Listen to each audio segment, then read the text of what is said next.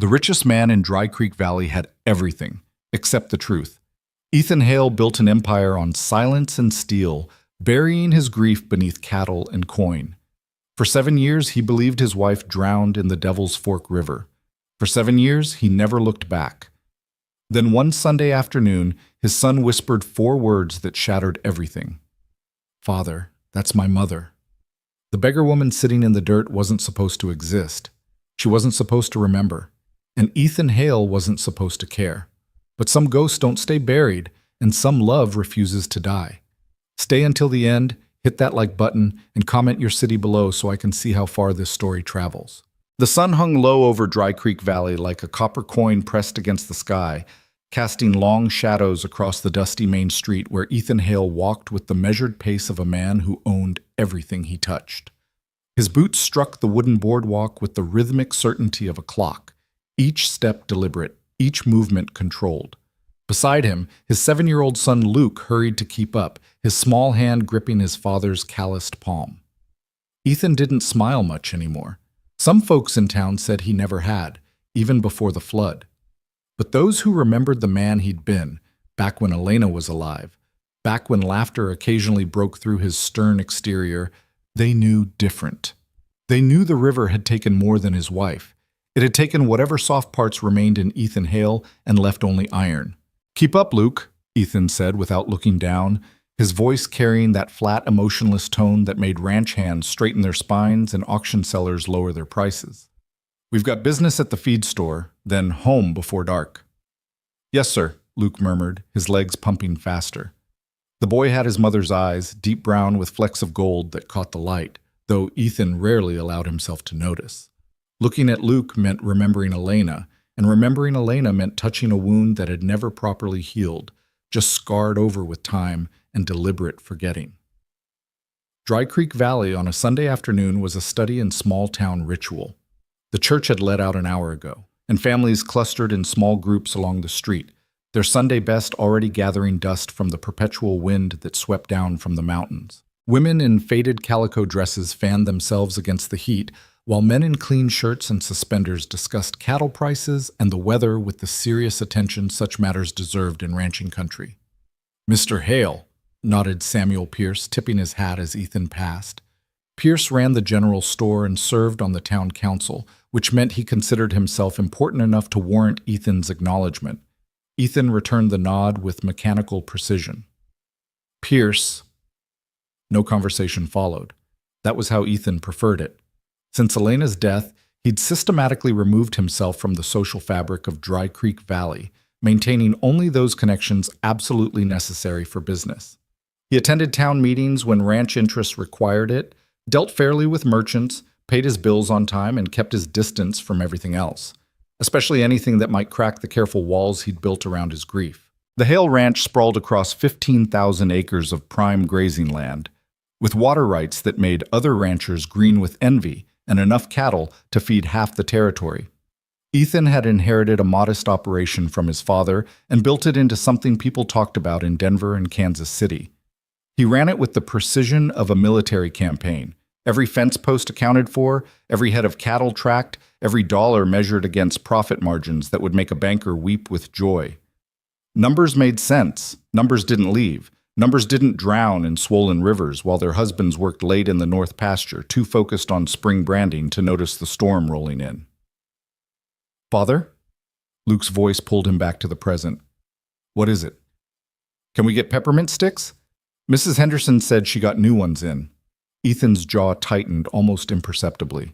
Elena used to buy Luke peppermint sticks every Sunday, making it a ritual, a small joy in the boy's week.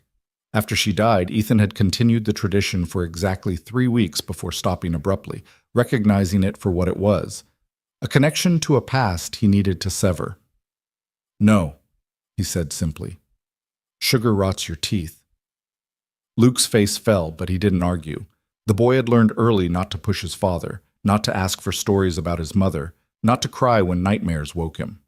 At 7 years old, Luke Hale was already learning to build his own walls.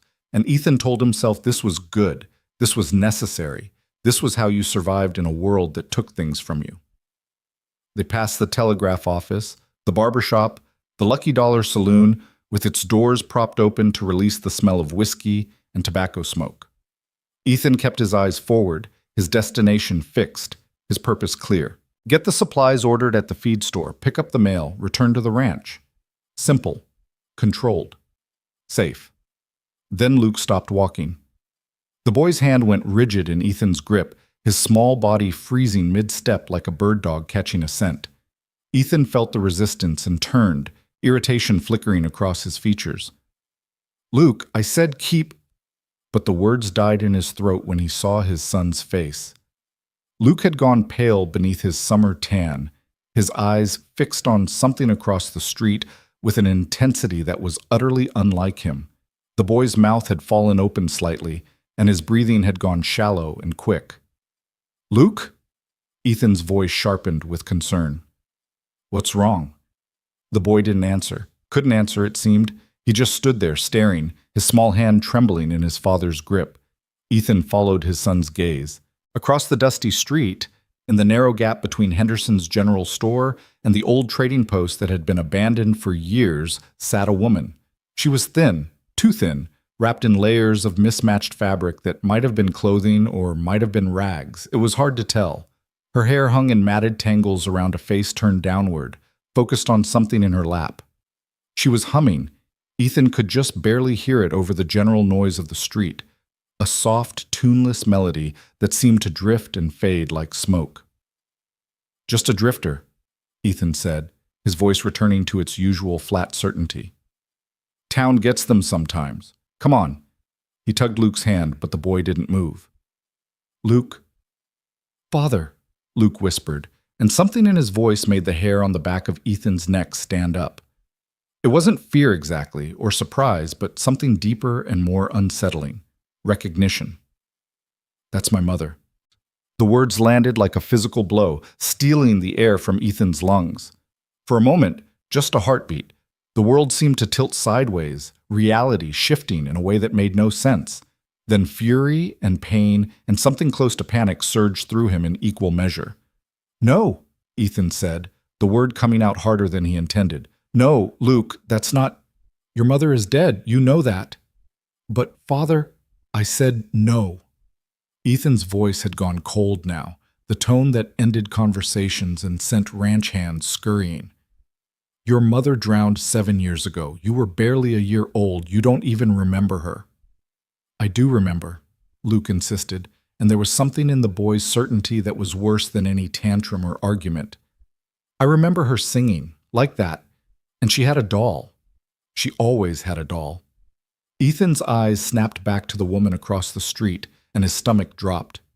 There, clutched in her thin hands, dirty and worn but unmistakable, was a cloth doll. The woman was turning it over and over in her fingers, humming that soft, tuneless melody, completely unaware of being watched. "Coincidence," Ethan said, but his voice had lost its conviction. "Lots of women have dolls. Luke, you can't—" But Luke had pulled free from his grip and was walking across the street, drawn toward the woman like a compass needle to north. Ethan's heart hammered in his chest as he hurried after his son, his mind racing through impossible calculations, trying to make sense of something that couldn't make sense. Elena was dead. He'd searched for 3 days after the flood, riding up and down the Devil's Fork River until his horse went lame and his hands bled from clinging to rocks and branches. He'd found her shawl snagged on a fallen tree 5 miles downstream. He'd found one of her shoes. The sheriff had declared her dead after a week. The whole town had attended the memorial service. Dead. Gone. Buried in memory, if not in body. But Luke was kneeling now in the dirt beside the woman, his small face tilted up toward hers with an expression of such hope and longing that it physically hurt Ethan to see it. "Ma?" Luke whispered. The woman looked up. Ethan's world stopped. The face was wrong, weathered and lined in ways Elena's had never been, aged beyond what 7 years should have accomplished. The eyes were different too, distant and unfocused, holding none of Elena's sharp intelligence and quick wit. But the bone structure, the shape of the jaw, the way her left eyebrow arched slightly higher than her right. "No," Ethan said again, but this time it was a prayer more than a statement. "It's not possible." The woman stared at Luke with those distant eyes, her humming trailing off into silence. For a long moment, nothing happened. Then, slowly, almost mechanically, she reached out and touched Luke's cheek with trembling fingers. "Small," she murmured, her voice rough and uncertain, as if she'd forgotten how to use it properly. "So small." Luke's eyes filled with tears. "Ma, it's me. It's Luke." The woman's face showed no comprehension, no flash of recognition, but her hand remained on Luke's cheek, gentle despite its trembling, and she began humming again, that same soft, tuneless melody. Ethan stood frozen, caught between the impulse to grab his son and run, and the slowly dawning, impossible horror that Luke might be right. He forced himself to look, really look, at the woman before him. There, on her left forearm, just visible beneath the torn sleeve, was a scar. A curved, distinctive mark from where Elena had been kicked by a Greenbroke horse the summer before they married. Ethan had kissed that scar 1,000 times. There, the way she tucked her hair behind her ear with her left hand, even though the hair was too matted to stay. Elena had done that same thing whenever she was nervous or thinking. There, the tilt of her head when she looked at Luke, a gesture so familiar it made Ethan's chest constrict. "Elena?" His voice came out broken, barely more than a whisper. The woman didn't react to the name, didn't turn to him or show any sign she'd heard. She just kept humming, her fingers still resting against Luke's tear-stained cheek. A crowd was gathering. Ethan could feel eyes on them, hear the whispered conversation starting up around them. Sarah Henderson stood in the doorway of her store, one hand pressed to her mouth. Samuel Pierce had stopped mid-stride on the boardwalk, his face a study in shock. Within minutes, the whole town would be talking. "Sir?" A hesitant voice came from behind him. Ethan turned to find Deputy Marshal Tom Crawford approaching, his young face uncertain. "Is there a problem here?" "No," Ethan said automatically, then stopped. "Was there a problem? What did you call it when your dead wife appeared as a broken beggar on the streets of your town?" "I don't know." Crawford looked at the woman, then at Luke, kneeling beside her, then back at Ethan. "Do you know this woman, Mr. Hale?" Ethan's mind raced. What did he know? What could he claim without sounding insane? "I need to speak with her, alone." "She's been around town for about 3 weeks," Crawford offered, trying to be helpful. "Mostly keeps to herself, doesn't beg or cause trouble. Few folks have given her food, but she doesn't really talk much. Seems, well, touched in the head, if you'll pardon me saying so." 3 weeks. She'd been here for 3 weeks, and Ethan had never noticed. But then, he never came to town on Sundays. He never lingered on the streets. He never looked at the drifters and beggars who sometimes passed through Dry Creek Valley. He'd made himself blind to anything that might require emotional engagement. "Luke," Ethan said, his voice tight. "Step back." "But Father, now." Reluctantly, Luke pulled away from the woman's touch. Her hand dropped to her lap, returning to the doll, and she resumed her humming as if they'd never been there at all. Ethan knelt down, bringing himself level with her down-turned face. Up close, he could see the dirt ground into her skin, the hollowness of her cheeks, the way her clothes hung on a frame that had lost too much weight. But he could also see the shape of her nose, the curve of her lips, the small mole at the base of her throat that Elena had always been self-conscious about. "Elena," he said again, more firmly this time. "Elena, look at me." She didn't respond, just kept humming, kept turning the doll over in her hands. "Can you hear me? Do you understand what I'm saying?" Nothing. Ethan reached out slowly, carefully, and touched her shoulder. She flinched, a small, frightened movement, but didn't pull away. Her humming stuttered, stopped, then started again in a different key. "Where have you been?" The question escaped before he could stop it, his voice cracking on the last word. "Where have you been?" The woman's eyes lifted to his face for just a moment, and Ethan found himself staring into a stranger's gaze. There was no recognition there, no Elena, just a vast empty confusion that made his heart break all over again. But then she spoke, just 2 words, so soft he almost missed them. "The river." Ethan's hands began to shake. Behind him, He could hear Luke's quick breathing, could feel the weight of the town's attention pressing down on them all. This was impossible. This was insane. Elena had drowned 7 years ago. He'd mourned her. He'd built his entire life around the fact of her absence, but the evidence sat before him, humming and broken, but alive. "We need to get her to Doc Pritchard," Crawford said, his voice carefully neutral. "Get her checked over, see if—" "No," Ethan interrupted. "Not yet. Mr. Hale, with all due respect, she needs medical attention.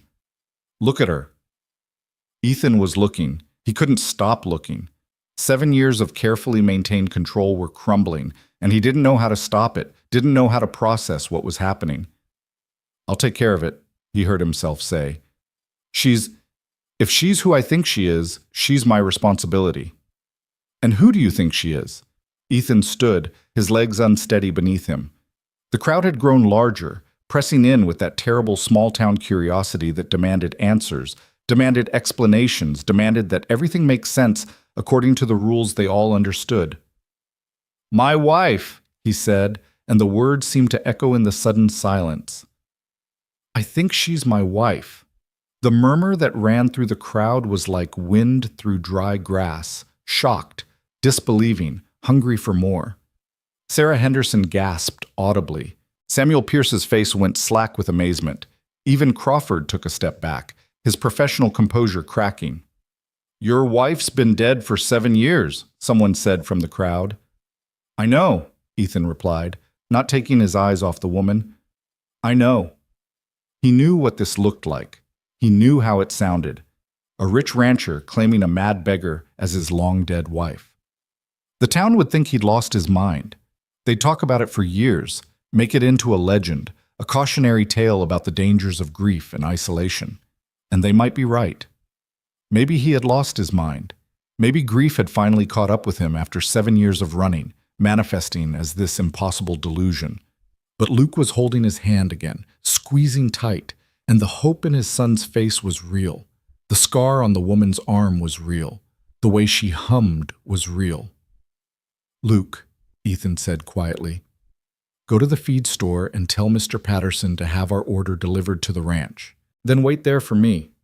"But do it." When Luke hesitated, Ethan added more gently, "Please, son, I need to handle this." Luke looked at the woman one more time, his young face struggling with emotions too big for his small body, then nodded and ran off toward the feed store. Ethan watched him go, then turned back to Crawford. "I'm taking her home," he said. It wasn't a request. "Mr. Hale, you can't just—" "Can't what? Take a woman who might be my wife to my own ranch? Try to help her?" Ethan's voice hardened. "Unless you're planning to arrest her for vagrancy, Marshal, I suggest you let me do what needs doing." Crawford's face flushed, but he was young enough and inexperienced enough to back down in the face of Ethan's certainty. "Fine, but Doc Pritchard should see her today. I'll bring her by tomorrow." "Today, Mr. Hale." Ethan met the marshal's eyes and saw the steel beneath the youth. Crawford might be green, but he took his duty seriously. "Fine. This evening, after I get her cleaned up and fed." The marshal nodded, satisfied with this compromise, and turned to disperse the crowd. "All right, folks, show's over. Move along now." But Ethan knew it wasn't over. It was just beginning. The story would spread through Dry Creek Valley like wildfire. Ethan Hale and his ghost wife returned from the dead, but broken in mind.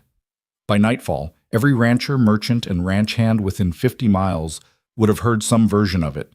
He'd spent 7 years carefully constructing a life of control and isolation. In the space of 5 minutes, it had all come apart.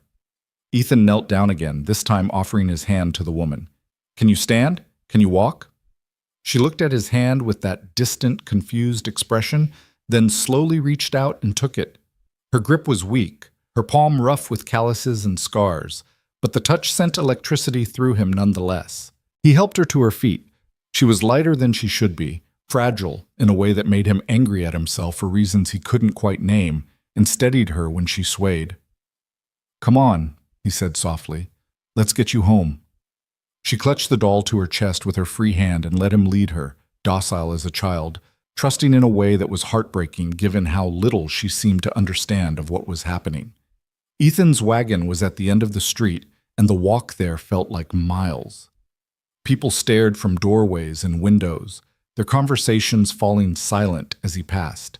He kept his eyes forward, his jaw set, refusing to acknowledge the attention even as it burned against his skin. Luke was waiting at the feed store as instructed, his small face anxious. When he saw them coming, he ran to meet them. "Is she really Ma?" he asked, his voice small and scared. "I don't know yet," Ethan answered honestly. "But we're going to find out." He helped the woman, Elena, or whoever she was, into the back of the wagon, settling her on some empty feed sacks to make her more comfortable. She didn't resist, didn't question, just sat where he placed her and resumed her humming, that soft, tuneless melody that was starting to embed itself in Ethan's brain. Luke climbed up beside his father on the driver's seat and Ethan took up the reins. The ride back to the ranch would take an hour, plenty of time to think, to question, to doubt everything that was happening. But as he guided the horses through town and onto the road that led home, Ethan found his mind strangely quiet. The shock was setting in, creating a kind of numb detachment that made everything feel unreal, like a dream he might wake from at any moment. He glanced back at the woman. She was watching the landscape pass with those empty eyes, still clutching the doll, still humming. Whatever had happened to her, in the river, after the river, during the 7 years she'd been gone, it had hollowed her out, leaving only fragments of the person she'd been. If she was Elena. If. The doubt was necessary, Ethan told himself. Jumping to conclusions would be foolish. There would need to be proof, verification, some way to be certain beyond the scar and the gestures and the terrible, impossible hope that was blooming in his chest despite his best efforts to crush it. "Father?" Luke's voice pulled him from his thoughts. "Yes?" "Do you remember Ma's singing?" Ethan's throat tightened. "Yes." "She used to sing me to sleep, before the river." "I remember." Luke was quiet for a moment, then asked the question Ethan had been dreading. What if it really is her? What if she came back? What if indeed? Ethan had no answer for that. He'd built his entire existence around her absence, around the necessity of moving forward without her. The ranch, his wealth, his carefully maintained isolation, all of it was predicated on the fact that Elena was gone and never coming back.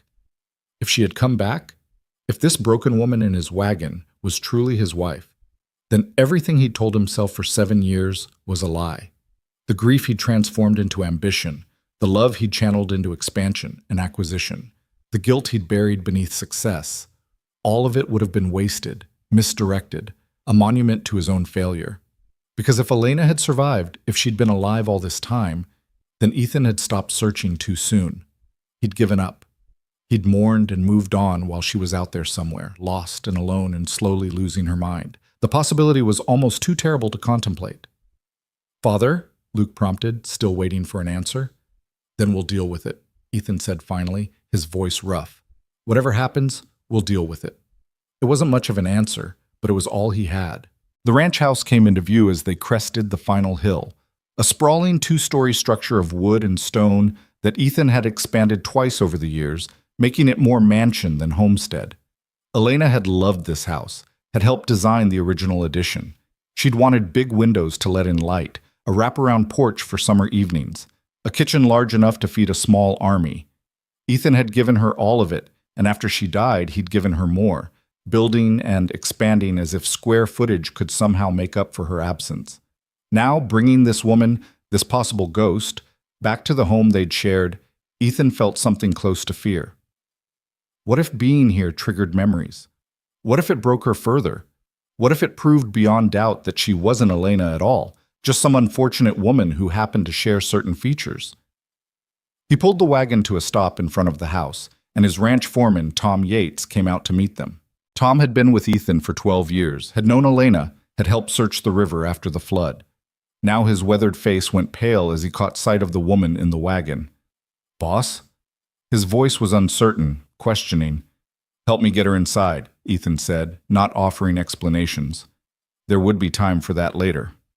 Tom moved to comply without further questions. That was one of the things Ethan appreciated about him, and together they helped the woman down from the wagon. She allowed it all passively, still humming, still clutching the doll.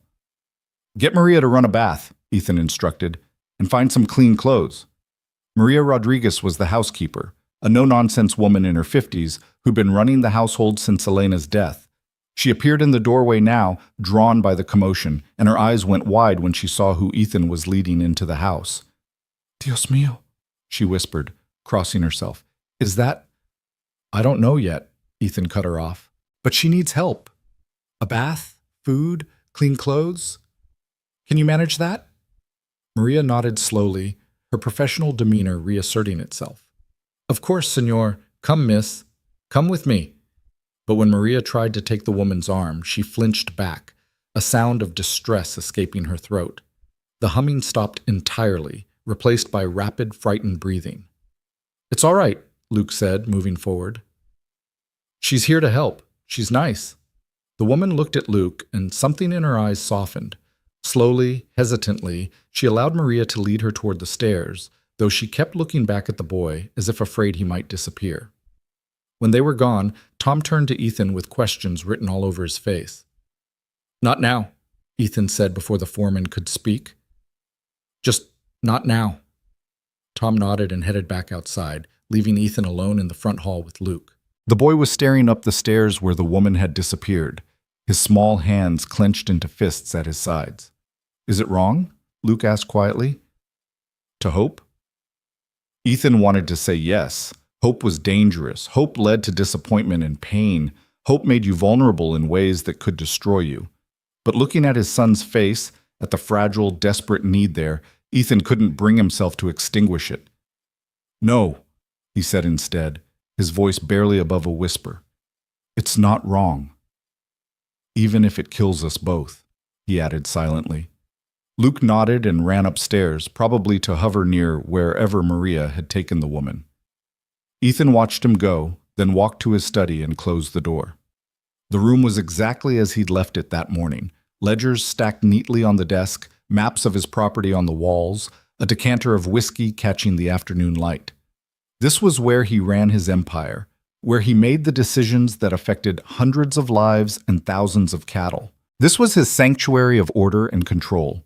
He poured himself 2 fingers of whiskey and drank it down in one swallow, welcoming the burn. Then he sank into his chair and let his head fall into his hands. For 7 years, Ethan had told himself that he'd done everything possible, that he'd searched until there was nothing left to search for, that accepting Elena's death had been the rational, necessary thing to do. But sitting in his study with a woman who might be his wife upstairs in his house, those certainties were crumbling like sandcastles before the tide. What if he'd given up too soon? What if one more day of searching, one more mile along the river, would have found her? What if his grief had made him weak when he should have been strong? The questions circled in his mind like vultures, and there were no good answers. Only the terrible possibility that his greatest failure hadn't been losing Elena to the river. It had been stopping looking for her. A soft knock at the door pulled him from his spiral. "Come in." Maria entered, her face troubled. "Senor, she is clean now and resting, but—" She paused, choosing her words carefully. "I think you should know she has scars, many scars, some very old, some newer, and she is too thin, much too thin." Ethan's hands clenched into fists on the desk. "What kind of scars?" "From injuries, falls, maybe, cuts, one that looks like a burn on her shoulder." Maria's eyes were sad. "She has suffered, senor. Whoever she is, she has suffered greatly." The image of Elena, his Elena, strong and vibrant and full of life, reduced to a scarred, broken woman clutching a doll, was almost more than Ethan could bear. "Is she eating?" "A little. Luke is sitting with her. She seems calmer with him near." Of course she did. Even broken, even lost in whatever darkness had claimed her mind, something in her recognized the boy, responded to him in ways she didn't respond to anyone else. "I need to take her to Doc Pritchard this evening," Ethan said. The marshal insisted. Maria nodded. "That is good. She needs medical attention, senor. Whatever has happened to her, a doctor should examine her." After Maria left, Ethan sat alone with his thoughts and his whiskey for a long time. Outside his window, the sun continued its descent toward the mountains, painting the sky in shades of orange and red. On a normal Sunday, he'd be reviewing the week's accounts now, planning the next week's work, existing in the comfortable routine he'd established. But nothing about this Sunday was normal. Finally, as the light began to fade, Ethan forced himself to his feet and climbed the stairs to the guest room where Maria had settled the woman. The door was half open, and he could see Luke sitting on the floor beside the bed, talking quietly. "And Father says I can learn to rope next year, when I'm bigger. I'll be 8 then. Do you think that's old enough?" Father learned when he was 7, but he says times were different then. Ethan pushed the door open wider and stepped inside. The woman, clean now, dressed in one of Maria's spare dresses, her hair combed and braided, lay on the bed, watching Luke with those distant eyes. She'd set the doll on the pillow beside her, positioned carefully as if it might break. She looked more like Elena now. Without the layers of dirt and grime, the shape of her face was clearer, the resemblance harder to deny. But the emptiness in her gaze, the absence of recognition, that was all wrong. "Luke," Ethan said gently, "give us a minute." The boy looked like he wanted to argue, but something in Ethan's expression stopped him. He nodded and slipped past his father into the hall. Ethan approached the bed slowly, carefully, as if dealing with a skittish horse. The woman tracked his movement but showed no fear, no recognition, nothing but that same bland confusion that seemed to be her permanent state. "Can you understand me?" he asked, keeping his voice low and calm. No response. "I'm going to ask you some questions. If you can answer any of them, even one, it would help me understand what happened to you." Nothing. Ethan tried a different approach. "What's your name?" The woman blinked at him, and for a moment he thought she might actually answer. Her lips moved, forming shapes without sound, and her brow furrowed with effort. But then the effort seemed to exhaust her, and she turned her face away, reaching for the doll. "Elena," Ethan tried, watching for any reaction. "Elena Hale. Is that your name?" Still nothing. He went through a litany of questions. Where had she been? How had she survived? Did she remember anything about her life before? But received no answers, no indication that she understood or even heard him. It was like talking to a ghost, insubstantial and unreachable. Finally, frustrated and heartbroken in equal measure, Ethan sank into the chair beside the bed and just looked at her. Really looked, cataloging every familiar feature and every terrible change. The scar on her arm, definitely the one from the horse. The mole at her throat, in exactly the right place. The shape of her hands, Elena's hands, though thinner now, more worn. The way she breathed, the curve of her shoulder, the set of her jaw when she was anxious. All Elena, all heartbreakingly familiar. But the eyes were wrong. Elena's eyes had been alive with intelligence and humor, always thinking, always engaged with the world around her. These eyes were empty windows to an empty house. "What did the river do to you?" Ethan whispered, and he wasn't sure if he was talking to the woman or to the memory of his wife. She turned back to face him then, and for just a second, so brief he might have imagined it, something flickered in those empty eyes. A spark of awareness, of presence, there and gone so fast he couldn't be sure it had happened at all. "The river," she murmured, her voice so soft he had to lean closer to hear. "The water was so cold." Ethan's breath caught. Those were the first coherent words she'd spoken since the disaster on the street. "What else? What else do you remember?" But the moment was gone. Her eyes went distant again, and she began humming that tuneless melody, retreating into whatever safe place her mind had found to hide from the world. Ethan sat back, his heart pounding. It wasn't proof. It wasn't enough to be certain, but it was something, a fragment, a crack in the wall of her silence. "We're going to see the doctor now," he said, standing. "He's going to check you over, make sure you're all right. Do you understand?" No answer, but the humming. Ethan collected Luke and Maria, and together they made the journey back into town. The woman came docilely, allowing herself to be led to the wagon and settled in the back with Maria sitting beside her. Luke rode up front with Ethan again, his small face worried in the gathering dusk. Doc Pritchard's office was above the pharmacy on Main Street, and the doctor himself was waiting when they arrived, having been alerted by Deputy Crawford.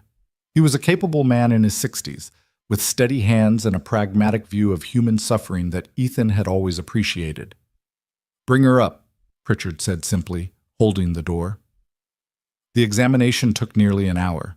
Ethan waited downstairs with Luke, pacing the length of the pharmacy while the boy sat on a bench, silent and anxious. Maria had gone up with the woman at Pritchard's request, and Ethan could hear the murmur of voices above them, the creak of footsteps, the soft sound of distress that might have been the woman or might have been his imagination.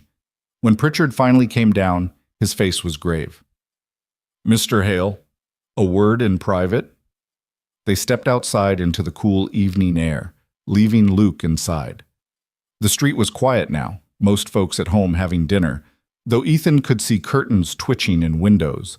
The town's eyes never truly closed. "Well?" Ethan demanded. Physically, she's malnourished and dehydrated, with evidence of old injuries that healed poorly. The scars Maria mentioned. I'd guess some are from falling, maybe exposure to the elements. Nothing immediately life-threatening now, but she needs proper nutrition and rest. Pritchard paused, choosing his words. "Mentally, that's more complicated. Can you tell if she's—" Ethan couldn't finish the question. "If she's your wife?" Pritchard's eyes were sympathetic but professional.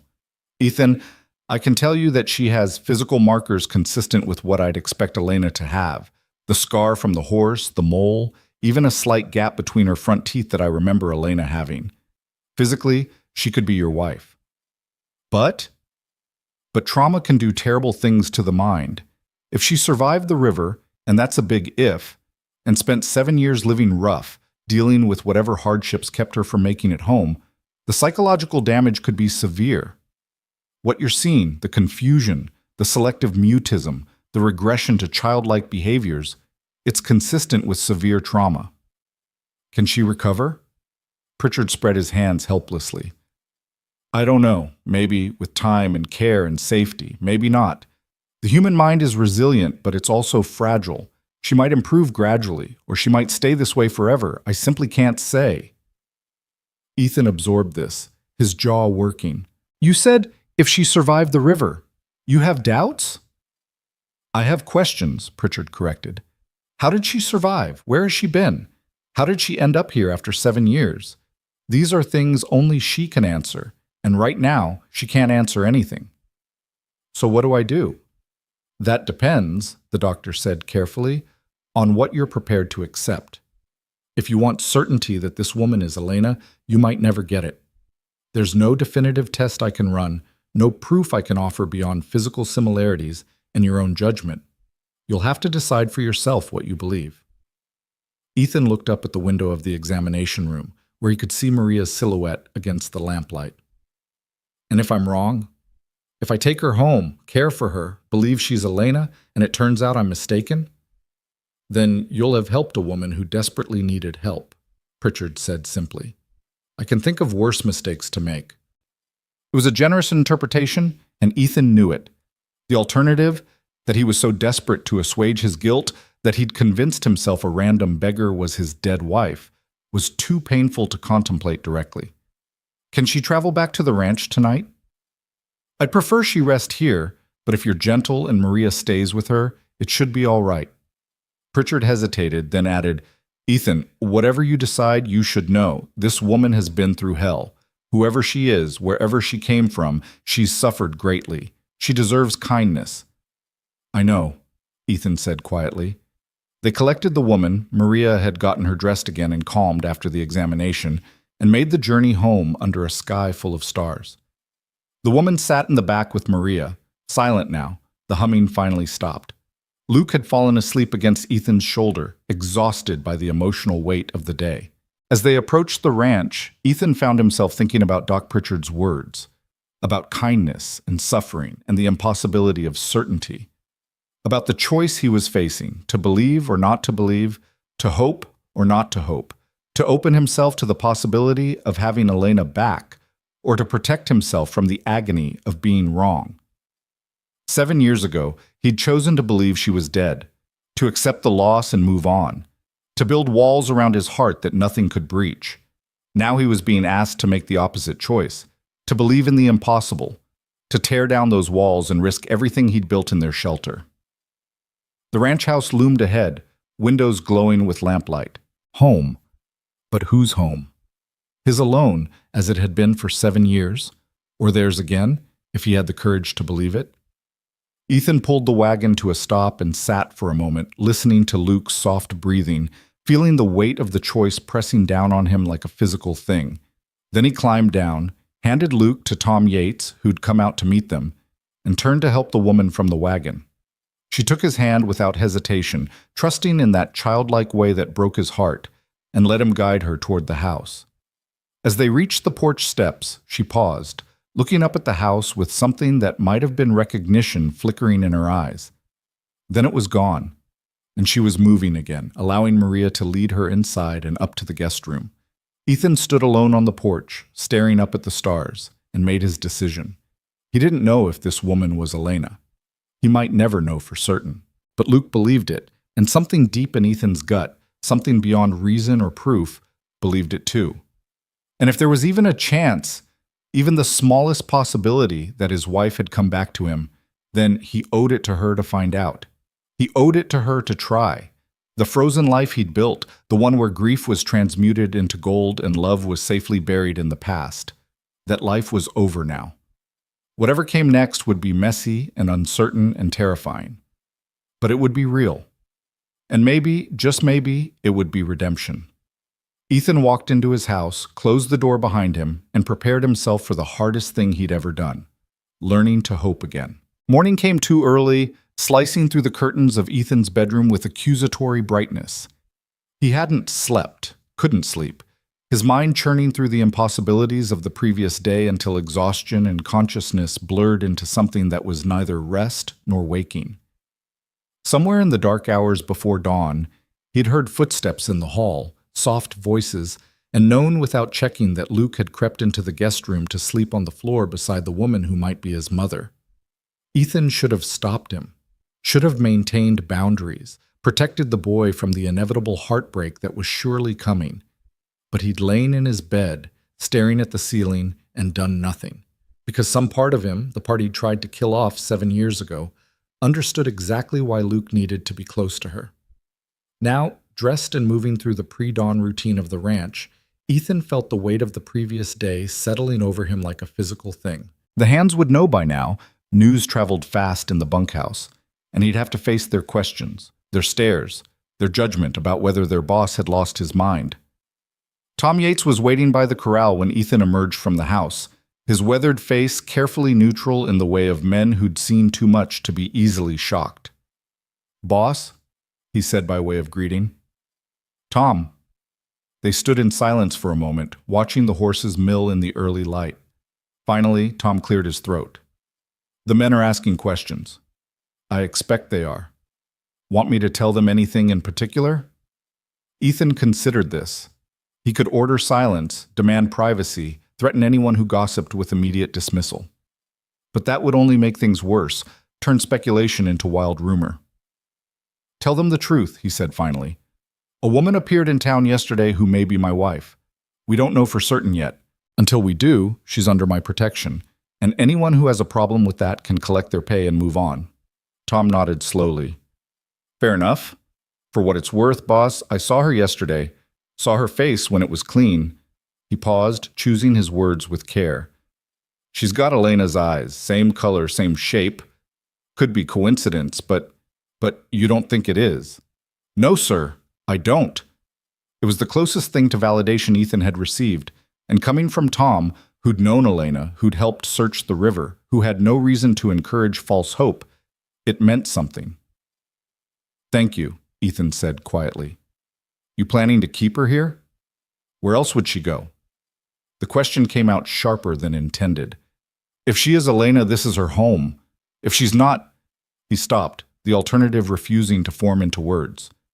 "If she's not, she's still a woman who needs help," Tom finished for him. "Either way, reckon you're doing the right thing." Ethan wasn't sure there was a right thing in a situation like this, but he appreciated the sentiment nonetheless. They discussed the day's work, fences that needed mending in the south pasture, a water trough that had cracked in the last cold snap, The usual endless maintenance that kept a ranch this size running, and Ethan tried to focus on the familiar rhythms of command and planning. But his mind kept drifting back to the house, to the woman sleeping in the guest room, to all the questions that had no answers. When he finally returned to the house for breakfast, he found Maria in the kitchen, her face troubled. "She will not eat, senor," Maria said without preamble. "I brought her breakfast, eggs, toast, coffee, but she just looks at it. Luke tries to encourage her, but she spread her hands helplessly. Ethan climbed the stairs, his boots heavy on the wood, and found the guest room door open. Luke sat cross-legged on the bed beside the woman, holding a piece of toast, and speaking in that patient, encouraging voice children sometimes used with frightened animals. "It's good, see? Maria makes the best toast. Just try a little bite." The woman watched him with those distant eyes, but made no move to take the food. The tray Maria had brought sat untouched on the bedside table, growing cold. "Luke," Ethan said from the doorway, "go get ready for school." "But father, school, now." Luke's face fell, but he set down the toast and slid off the bed, pausing only to squeeze the woman's hand before leaving. The gesture was so tender, so full of hope and love, that Ethan had to look away. When they were alone, Ethan approached the bed slowly. The woman had pulled her knees up to her chest, making herself small, and was humming again, that same tuneless melody that seemed to be her default response to stress or uncertainty. "You need to eat," Ethan said, his voice gentler than he'd expected. "You're too thin as it is." No response. He picked up the plate of eggs and sat down in the chair beside the bed, the same chair he'd occupied last night. When Elena was pregnant with Luke, she couldn't keep anything down for the first 3 months. Morning sickness, though it lasted all day and night. The only thing she could stomach was dry toast and weak tea. The humming continued, but something in the woman's posture shifted slightly, as if she might be listening. The doctor said it would pass, and it did, but those months were hard. She lost weight instead of gaining it, and Ethan stopped, surprised by the emotion rising in his throat. "I felt helpless. There was nothing I could do to make it better." He held out a forkful of eggs. The woman looked at it, then at him, and slowly, so slowly, opened her mouth. Ethan fed her the bite, watching as she chewed mechanically, without apparent taste or enjoyment, but at least eating. They continued this way in silence, Ethan offering food, and the woman accepting it with that same passive compliance, until half the plate was gone. Then she turned her face away, refusing more, and Ethan didn't push. "That's good," he said, setting the plate aside. "That's better." The woman's eyes found his face, and for a moment they looked at each other in the morning light streaming through the window. Ethan searched those eyes for any sign of Elena, any spark of recognition, any hint of the sharp intelligence that had been his wife's defining characteristic, but found only that same empty confusion. "Where did you go?" The question escaped before he could stop it. "After the river. Where did you go?" She blinked at him, her brow furrowing slightly as if the question troubled her, but she couldn't quite grasp why. "Can you remember anything? Anything at all about what happened?" For a long moment, nothing. Then, so softly he almost missed it. "Dark. It was dark." Ethan leaned forward. "What was dark? The water?" "Everything." Her voice was distant, dreamy, as if she was speaking from very far away. "Cold and dark, and the water wouldn't stop." "The river," Ethan prompted. "You were in the river." "The river," she repeated, but it was clear she was just echoing his words, not confirming them from her own memory. He tried a different approach. "Do you know who I am?" She looked at him with those empty eyes, and he saw her struggle with the question, saw the effort it took to try to pull meaning from the fog of her damaged mind. "Safe," she said finally. "You're safe." It wasn't recognition, but it was something. Some instinct or feeling that told her he meant no harm. Ethan supposed he should be grateful for that much. "What about Luke, the boy? Do you know who he is?" This time, her face softened immediately, and something that might have been a smile touched her lips. "Mine," she said with surprising certainty. "He's mine." The words hit Ethan like a physical blow. She couldn't remember her own name, couldn't say with certainty who Ethan was, but she knew Luke belonged to her. The maternal instinct, it seemed, ran deeper than memory or reason. "Yes," Ethan said, his voice rough. "He's yours."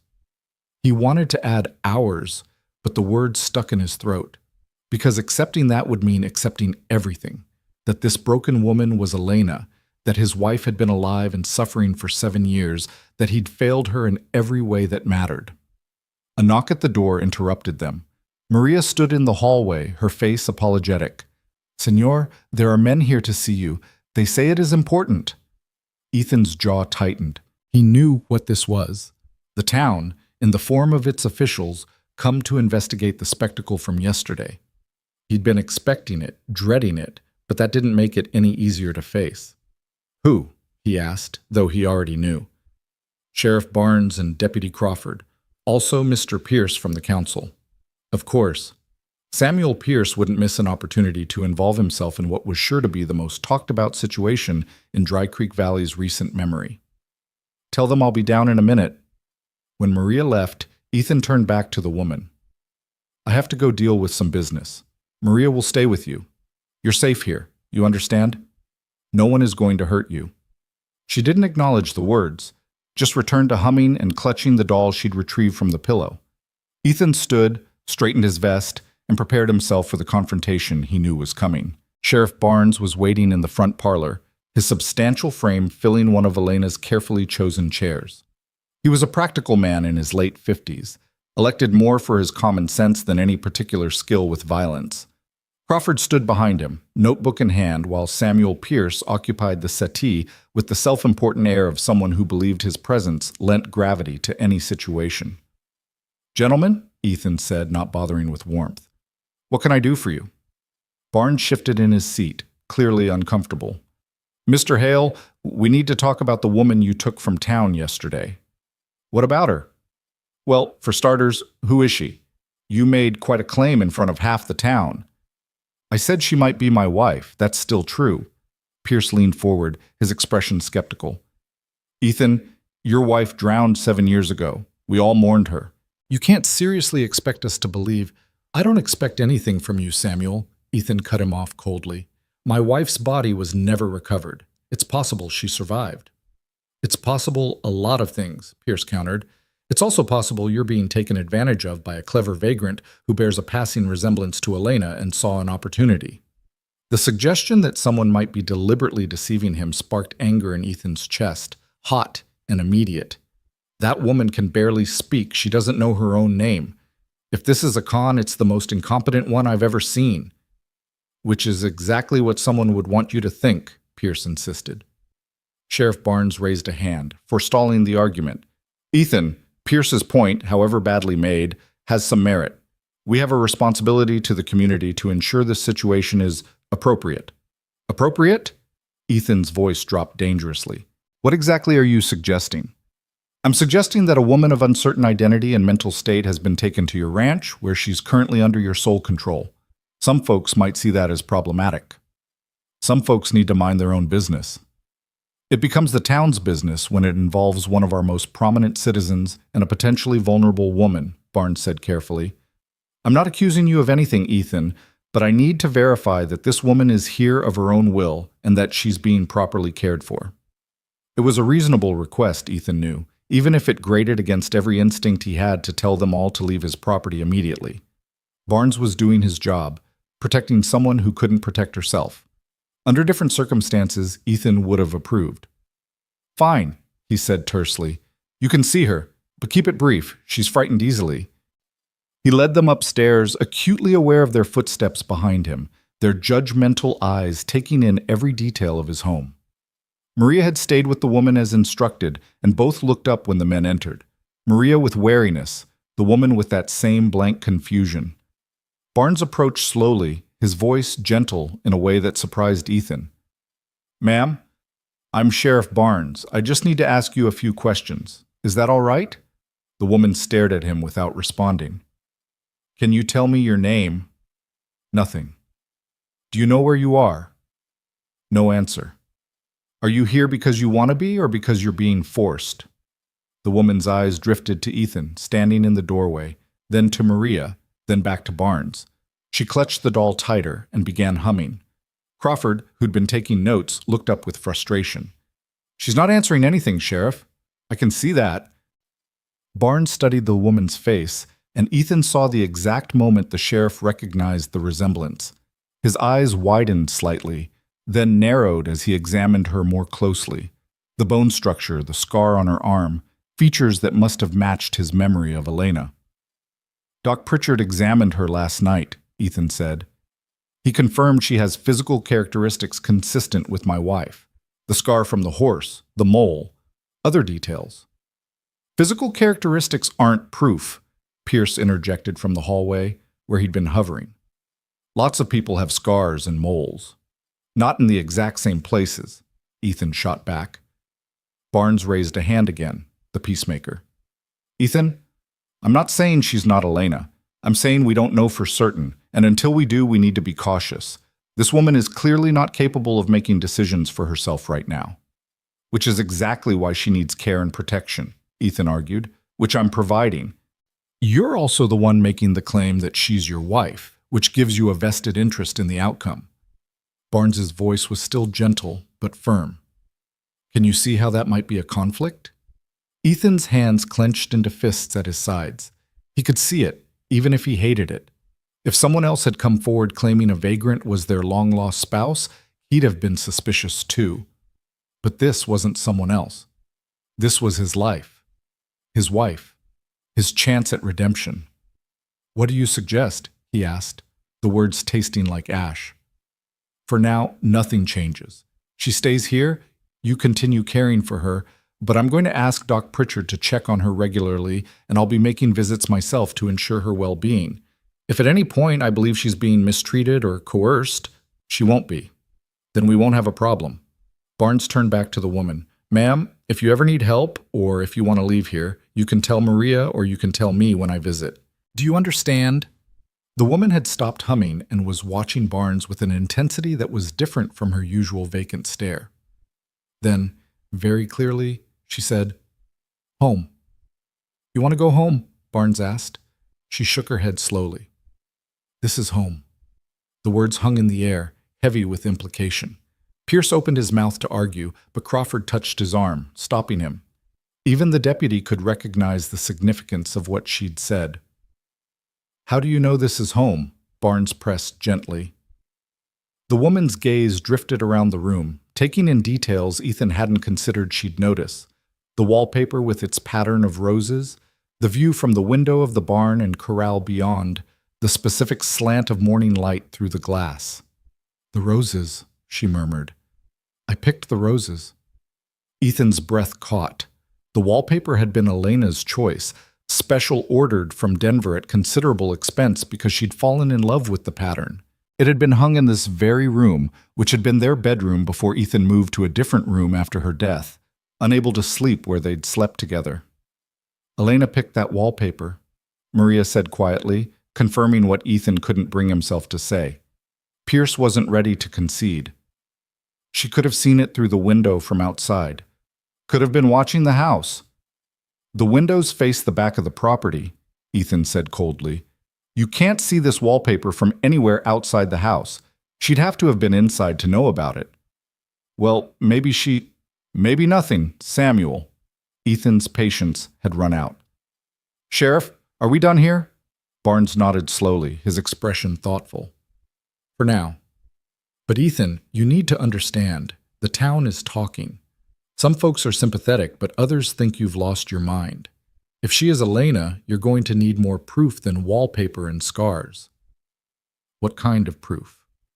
"The kind only she can give. Memories, specific details about your life together, something that proves she knows things only Elena would know." Barnes moved toward the door. "Until then, people are going to have doubts." After they left, Ethan sat with the woman in silence, processing what had just happened. She'd defended herself in her own way, offered proof that was meaningful even if it wasn't conclusive. But Barnes was right. It wasn't enough. Not for the town, not for the officials, maybe not even for Ethan himself, despite how badly he wanted to believe. "Can you remember anything else, like he asked. Anything about this house? About our life here? The woman's face scrunched with effort, and he could see her struggling to pull fragments from the damaged landscape of her mind. A horse, she said finally. There was a horse, black with white feet. Ethan's heart began to pound. Go on. I was scared. He was so big.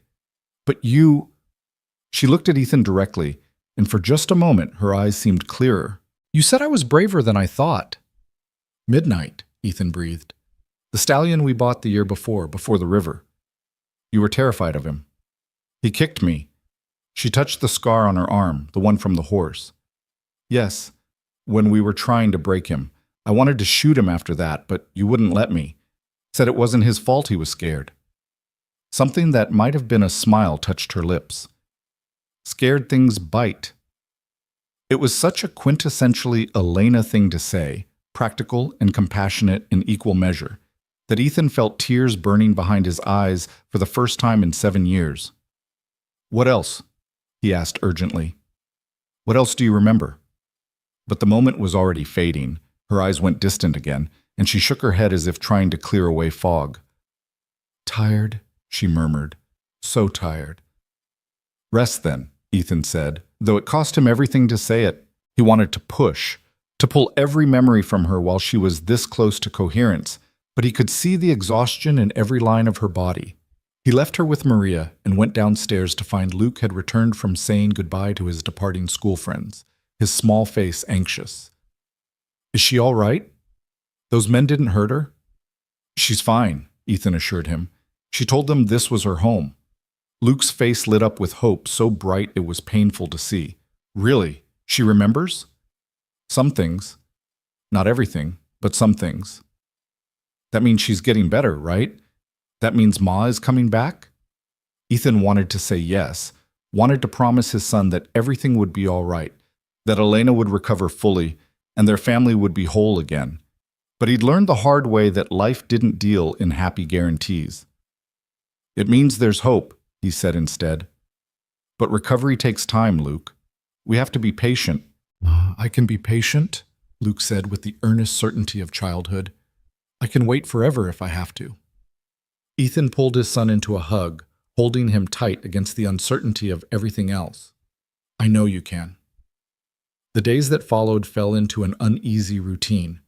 Ethan managed the ranch while Maria cared for the woman during the day, and Luke spent every moment he could sitting with her, talking to her, reading to her from his books. The woman remained largely nonverbal, but slowly, so slowly it was almost imperceptible, small changes began to emerge.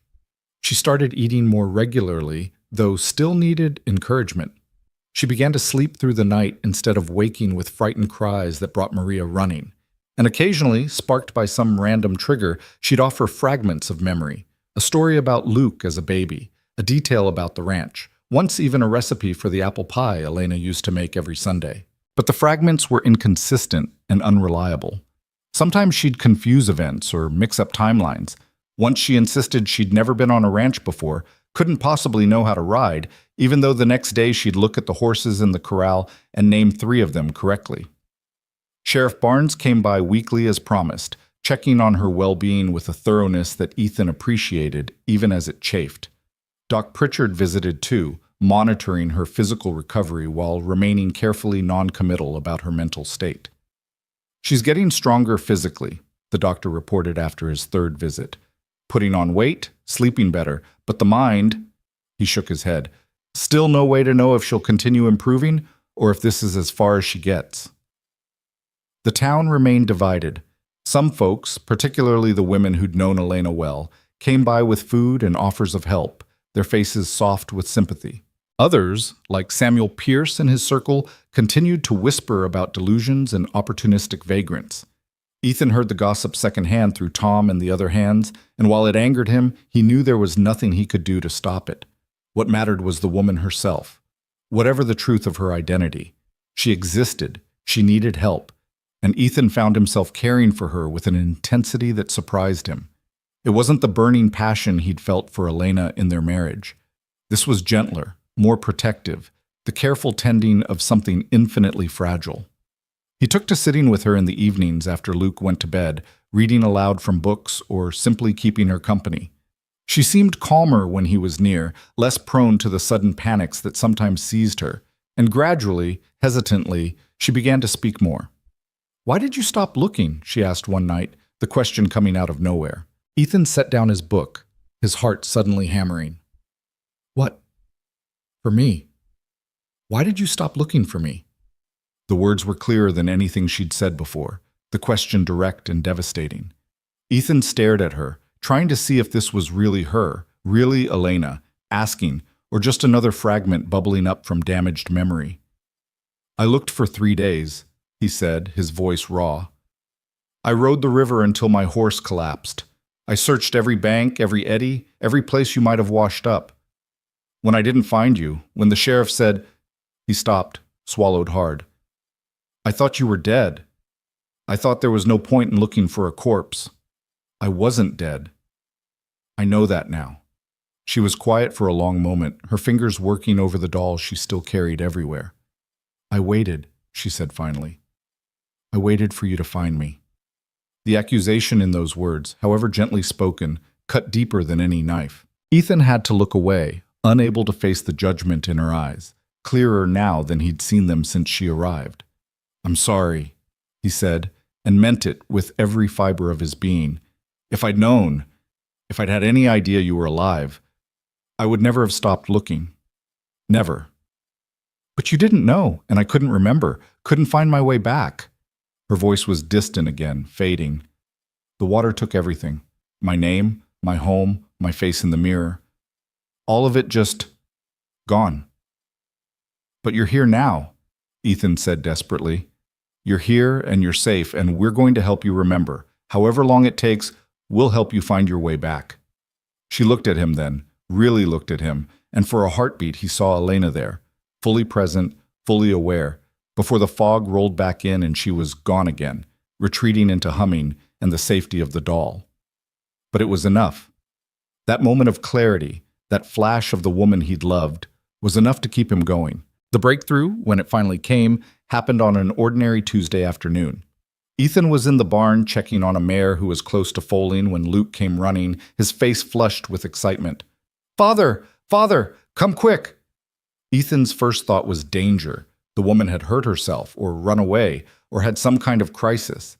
He dropped what he was doing and ran for the house, Luke racing ahead of him. But when he burst into the parlor, he found the woman standing at the window, perfectly calm, perfectly still, staring out at the corral where Tom was working with a young horse. "What's wrong?" Ethan demanded, looking around for the emergency. "Nothing's wrong," Maria said, and there was wonder in her voice. "Watch." As Ethan stood there, heart pounding from the sprint, the woman spoke without turning from the window.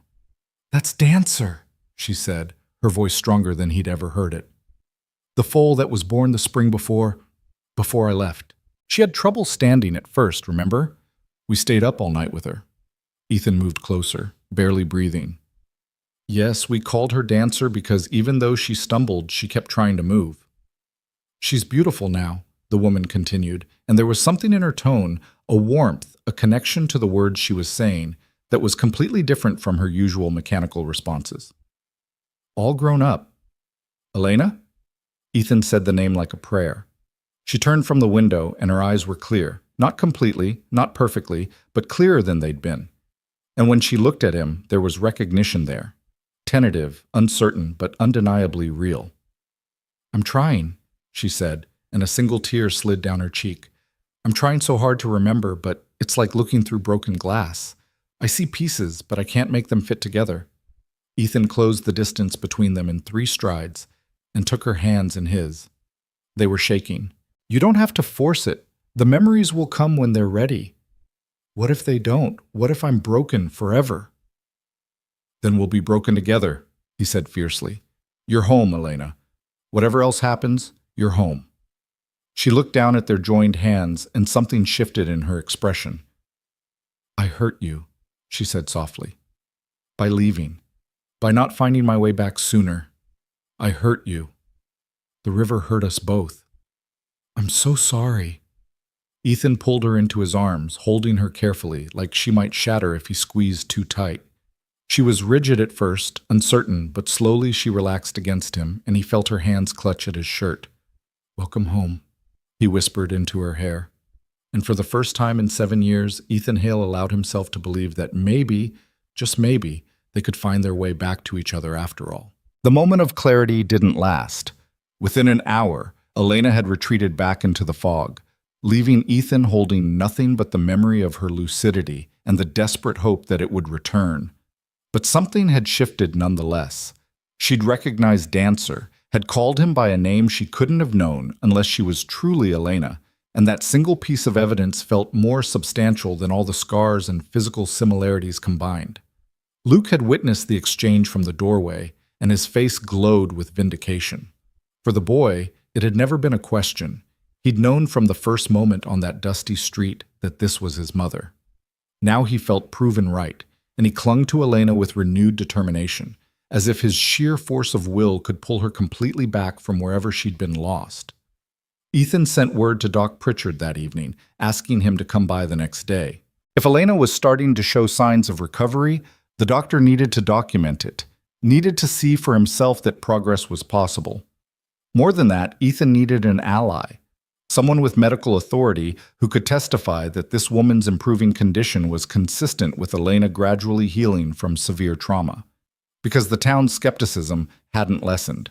If anything, it had intensified as days turned into weeks without any dramatic revelation or undeniable proof. People wanted certainty, either confirmation that this was Elena miraculously returned, or proof that Ethan had been duped by a clever imposter. The ambiguous middle ground where they currently existed satisfied no one. Pritchard arrived the next afternoon, his medical bag in hand and his expression cautiously optimistic. Ethan led him upstairs to where Elena sat by the window, Luke at her feet reading aloud from a book about horses. She was listening, or seemed to be, her fingers still working over the doll, but her eyes focused on the boy, rather than lost in middle distance. "Mrs. Hale," Pritchard said gently, using the name deliberately. "How are you feeling today?" Elena looked up at him, and Ethan saw the flicker of recognition cross her face. "Doctor," she said, the word coming slowly but clearly. "You gave me medicine once for fever." Pritchard's eyebrows rose. "Did I?" "Luke was a baby. He was sick, and I was sick, and you came in the snow." Her brow furrowed with concentration. "You said we'd both be fine, but you looked worried." "That was 5 years before the flood," Ethan said quietly. "A bad winter. Half the territory had influenza." Pritchard was already making notes, his expression shifting from cautious to genuinely intrigued. "What else do you remember about that winter, Mrs. Hale?" Elena's hand stilled on the doll. "The wind. It wouldn't stop howling. And Ethan." She looked at him, her eyes clearer than they'd been since yesterday. "You slept in the chair beside the bed. For 3 nights. You wouldn't leave even though you might get sick too." Ethan's throat tightened. He'd forgotten that detail himself, buried under years of deliberately not remembering. But she was right. He'd refused to leave her and Luke, had stayed vigil until the fever broke for both of them. "Remarkable," Pritchard murmured, writing furiously. "These are specific, verifiable memories. Mrs. Hale, do you remember anything about the day of the flood? About what happened to you?" The clarity in Elena's eyes dimmed immediately, replaced by something that looked like panic. Her breathing quickened, and her hands clutched the doll so tightly her knuckles went white. "No," she whispered. "Don't make me remember. Please don't make me." "It's all right," Ethan said quickly, moving to her side. "You don't have to remember anything you're not ready for." Pritchard looked like he wanted to push further. The medical curiosity was clear on his face, but he respected Ethan's intervention and changed topics. They talked for another 20 minutes, the doctor asking gentle questions about the house, the ranch, people Elena had known, some questions she could answer, pulling details from the fractured landscape of her memory. Others left her blank and confused, struggling against walls she couldn't see or climb.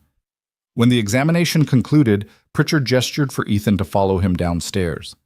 In the study, with the door closed, the doctor's professional mask slipped slightly. "That was extraordinary," he said. "The specificity of those memories. the emotional connection to them. That's not something you can fake, Ethan. Whatever damage was done to her mind, there are pieces of Elena still in there, fighting to resurface. So you believe it's her? I believe the evidence is becoming very compelling. The physical markers were suggestive, but this, specific memories that can be corroborated, details about events and people that a stranger couldn't know, it's much harder to dismiss. Pritchard paused. Though I should warn you, the county may not see it that way. Ethan's jaw tightened. What do you mean? I mean that Samuel Pierce has been making noise to the territorial authorities. Questions about mental competency, concerns about undue influence, suggestions that a vulnerable woman is being kept in a situation she can't properly consent to. That's ridiculous. Elena is here because this is her home. To you and me, perhaps. But to someone who doesn't want to believe, who has reasons to doubt, it looks different. Pritchard's expression was sympathetic but realistic. The law doesn't run on hope and partial memories, Ethan. It runs on documentation and proof. If the county decides to investigate, they could remove her from your custody pending a formal determination of her identity and mental state. The words landed like physical blows. They can't do that. She's my wife. You believe she's your wife. That's not the same thing in the eyes of the law. Pritchard held up a hand before Ethan could explode. I'm not saying I agree with it. I'm saying you need to be prepared. Get your affairs in order. Document everything she remembers. Find anyone who can testify to her identity. Because if this goes to a hearing, you're going to need more than good intentions. After Pritchard left, Ethan stood in his study staring at nothing, fury and fear warring in his chest. The idea that someone could take Elena away, that the county could decide she'd be better off in some institution or under someone else's care, was intolerable. She was finally starting to heal, finally beginning to remember, and the thought of that progress being disrupted by bureaucratic interference made him want to break something. But Pritchard was right about one thing. He needed to be smart about this. Document everything, build a case, be ready to fight if fighting became necessary. He spent the rest of the afternoon writing down every memory Elena had shared, every detail she'd recalled, creating a chronological record of her recovery. Tom came by as the sun was setting, his face troubled. Boss, we might have a problem. Ethan looked up from his notes. What kind of problem? Riders coming up the road. Official looking. 4 of them, with a wagon. Ethan's stomach dropped. He'd expected interference, but not this soon, not this organized. He stood, straightening his vest, and prepared himself for whatever was coming. The riders turned out to be exactly what he'd feared. Territorial officials, led by a thin man in his 50s with the sour expression of someone who took petty authority very seriously. His name was Whitmore, and he introduced himself as a county administrator with jurisdiction over matters of mental competency and custodial disputes. Mr. Hale, Whitmore said, not bothering with pleasantries. I'm here regarding the woman currently residing on your property. We've received reports that raise concerns about her welfare and situation. Reports from whom? Ethan asked, though he already knew. That's not relevant. What is relevant is that I need to interview the woman and assess whether her current living arrangements are appropriate. She's recovering from severe trauma. Being interrogated by strangers isn't going to help that recovery. Whitmore's smile was thin and cold. I'm not here to debate medical treatment with you, Mr. Hale. I'm here to fulfill my legal obligations. Now you can cooperate and allow me to speak with her, or I can return with a marshal and a court order, your choice. Every instinct Ethan had screamed at him to refuse, to throw these men off his property and dare them to come back. But that would only make things worse, would give them ammunition to claim he was being uncooperative or had something to hide. Fine, he said through gritted teeth, but I'm present during any interview, and if she becomes distressed, it stops immediately. Agreed. Ethan led them inside, acutely aware of how this must look, him ushering county officials through his home to interrogate the woman he claimed was his wife. Maria met them in the hallway, her face alarmed, and Ethan quietly asked her to keep Luke occupied downstairs. The boy didn't need to witness whatever was about to happen. Elena was still by the window where Pritchard had left her, though now she was alone, the book abandoned on the floor. She looked up when they entered, and fear immediately clouded her features when she saw the strangers. Who are they? She asked, shrinking back in her chair. Officials from the county, Ethan said, keeping his voice calm despite the anger churning in his gut. They just want to ask you some questions. Whitmore stepped forward, his demeanor professionally detached. Ma'am, I'm Mr. Whitmore. I need to determine whether you're here of your own free will and whether your living situation is appropriate for your condition. Elena looked at Ethan, confusion and panic warring on her face. I don't understand. It's all right, Ethan assured her. Just answer his questions honestly. Whitmore pulled out a small notebook, his pen poised. Let's start with something simple. What's your name?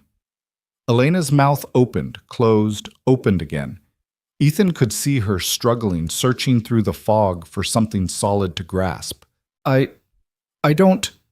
You don't know your name? Elena, she said finally, but there was uncertainty in her voice. I think.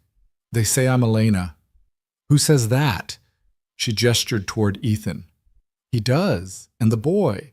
They say I'm Elena Hale. Whitmore made a note, his expression giving nothing away. But you don't remember being Elena Hale. I remember pieces, fragments, like broken glass.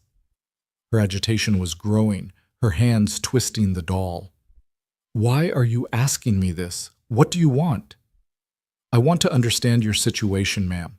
You're living here with Mr. Hale, who claims you're his wife, but you can't confirm that yourself. I can confirm pieces, Elena insisted, and there was a flash of something stronger in her voice. Frustration, maybe even anger. I remember this house. I remember that wallpaper. I remember the horses, the ranch, the winter we were sick. I remember... She stopped, her breathing ragged. But you don't remember being married to Mr. Hale? I remember loving him, she said, and the words hit Ethan like a thunderbolt. I remember that feeling, even if I can't remember all the details. I remember it mattered. He mattered. Whitmore's pen kept moving across the page. Are you here because you want to be, or because Mr. Hale is keeping you here? Keeping me?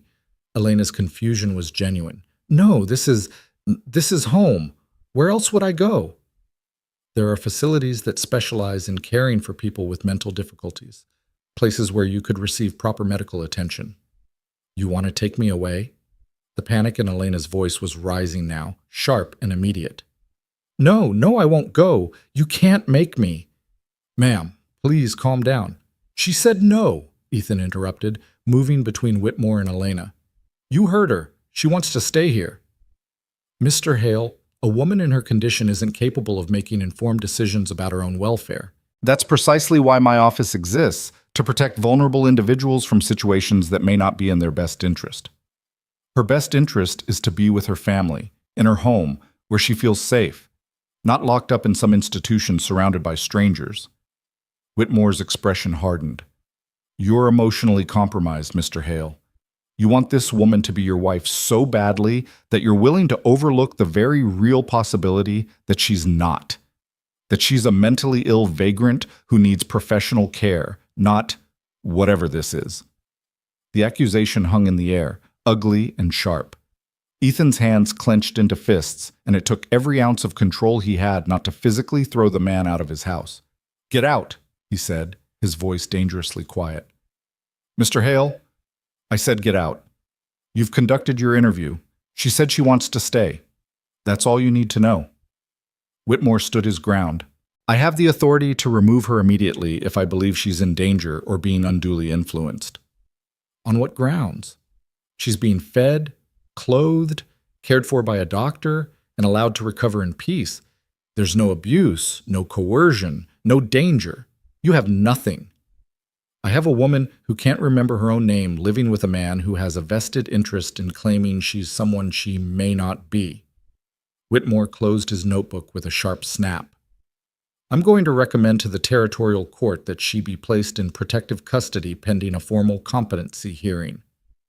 Behind Ethan, Elena made a sound of pure distress.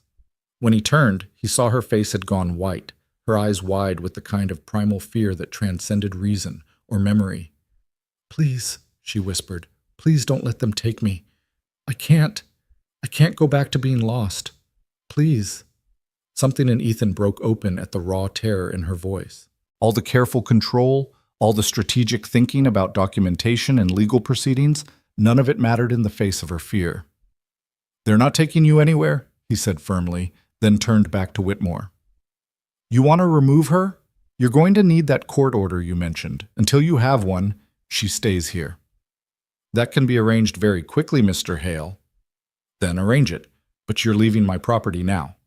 The standoff lasted another tense moment before Whitmore gestured to his men. We'll be back, Mr. Hale, with proper authority. I suggest you prepare yourself for that eventuality. Ethan watched them go, his jaw clenched so tight it ached. When their wagon finally disappeared down the road, he turned to find Elena had curled into herself on the chair, rocking slightly, the doll pressed against her chest. They're going to take me, she whispered. They're going to put me somewhere dark and cold, and I won't remember anything ever again. No, Ethan said fiercely, kneeling beside her chair. I won't let that happen. I promise you, Elena, they are not taking you anywhere. How can you stop them? If they come with papers, with authority, then we'll fight them. In court, in front of a judge, whatever it takes. He took her hands, willing her to believe him. You're not going back to being lost. Not while I'm still breathing. She searched his face, looking for certainty, for safety, for something to hold on to. Why? She asked. Why fight so hard for someone who might not even be your wife? Who can't give you what you need? The question pierced him. Because you are my wife. I know it here. He pressed her hand against his chest, over his heart. I know it in ways that don't require proof or documentation. And even if I'm wrong, even if somehow this is all a terrible mistake, you're still a person who deserves protection and care. I'm not letting them lock you away like some problem to be hidden. Tears slipped down Elena's cheeks. I'm trying so hard to remember, to be who you need me to be. You don't have to be anyone but who you are right now. The rest will come when it's ready. He wiped her tears gently. But we need to be smart about this. If it goes to a hearing, we need evidence. We need you to remember as much as you can, and we need witnesses who can testify to your identity. Over the next 3 days, Ethan worked with desperate focus. He brought people to the ranch, old friends of Elena's, women she'd quilted with, the reverend who'd married them, anyone who might be able to trigger memories or testify to her identity. Some visits went well, sparking flashes of recognition and fragments of conversation. Others ended in confusion and frustration when Elena couldn't place faces or recall shared experiences. Sarah Henderson from the general store came and brought fabric samples, hoping to jog memories of shopping trips and dress fittings. Elena touched the fabrics with trembling fingers and said they felt familiar but couldn't say why. Tom Yates sat with her on the porch and talked about working the ranch in the early days, about jokes Elena used to make and meals she used to cook for the hands during branding season. She listened intently, nodding at some details, confused by others. Each visit was documented, each memory recorded. Ethan was building a case, piece by fragile piece, but he knew it might not be enough. The law wanted certainty, and what they had was a collection of maybes and partial recollections. On the 4th day, Sheriff Barnes arrived with the expected paperwork. His face was apologetic but resigned as he handed Ethan the court order. Hearing set for Monday, Barnes said. Whitmore pushed it through fast. Judge Morrison will preside. Ethan scanned the document, his stomach sinking. It was official, legal, undeniable. Elena was to appear before the territorial court to determine her competency and identity, and the court had the authority to place her in institutional care if they deemed it necessary for her welfare. Barnes, you know this is wrong, Ethan said quietly. What I know is that the law doesn't care about what feels right or wrong. It cares about what can be proven. The sheriff's expression softened. For what it's worth, Ethan, I hope you win this. I hope she is Elena, and I hope the judge sees that. But you need to be prepared for the possibility that he won't. After Barnes left, Ethan sat Elena down and explained what was going to happen. She listened with growing dread, her hands shaking in her lap. I have to go in front of strangers and prove I'm me, she said flatly. Prove something I can barely remember myself. You just have to tell the truth. Tell them what you do remember. Show them you're improving. Let them see that you're safe here. Well, what if it's not enough? Ethan didn't have an answer for that. The weekend passed in tense preparation. Doc Pritchard came by to review his medical findings and promised to testify on Elena's behalf. Tom and Maria both agreed to appear as witnesses. Luke, when he understood what was happening, declared he would tell the judge himself that this was his mother and anyone who said different was lying. Sunday evening, Ethan found Elena in the barn. She was standing by Midnight's stall, the big black stallion that had kicked her all those years ago. The horse had his head over the door, and Elena was stroking his nose with gentle fingers. "I remember being afraid of him," she said without turning around. "I remember the pain when he kicked me. But I also remember—" She paused, searching for the words. "I remember feeling like I had to prove I wasn't weak. That fear didn't have to win." Ethan moved to stand beside her. "You were never weak, Elena. Even when you were terrified, you faced it. I'm terrified now," she admitted. "Of tomorrow. Of what they might decide. Of losing this—" She gestured around the barn, but Ethan understood she meant more than just the physical space. She meant the fragile sense of home she'd started to build, the connection to Luke, the pieces of herself she'd begun to recover. "You're not going to lose it," Ethan said, praying he could make it true. She turned to face him, and in the dim light of the barn, with dust motes floating in the last rays of sunset, she looked so much like the Elena he'd married that his breath caught. "There's something I need to tell you," she said. "Something I remembered yesterday, but I was too afraid to say." "What is it?" "The night of the flood. I was coming to find you.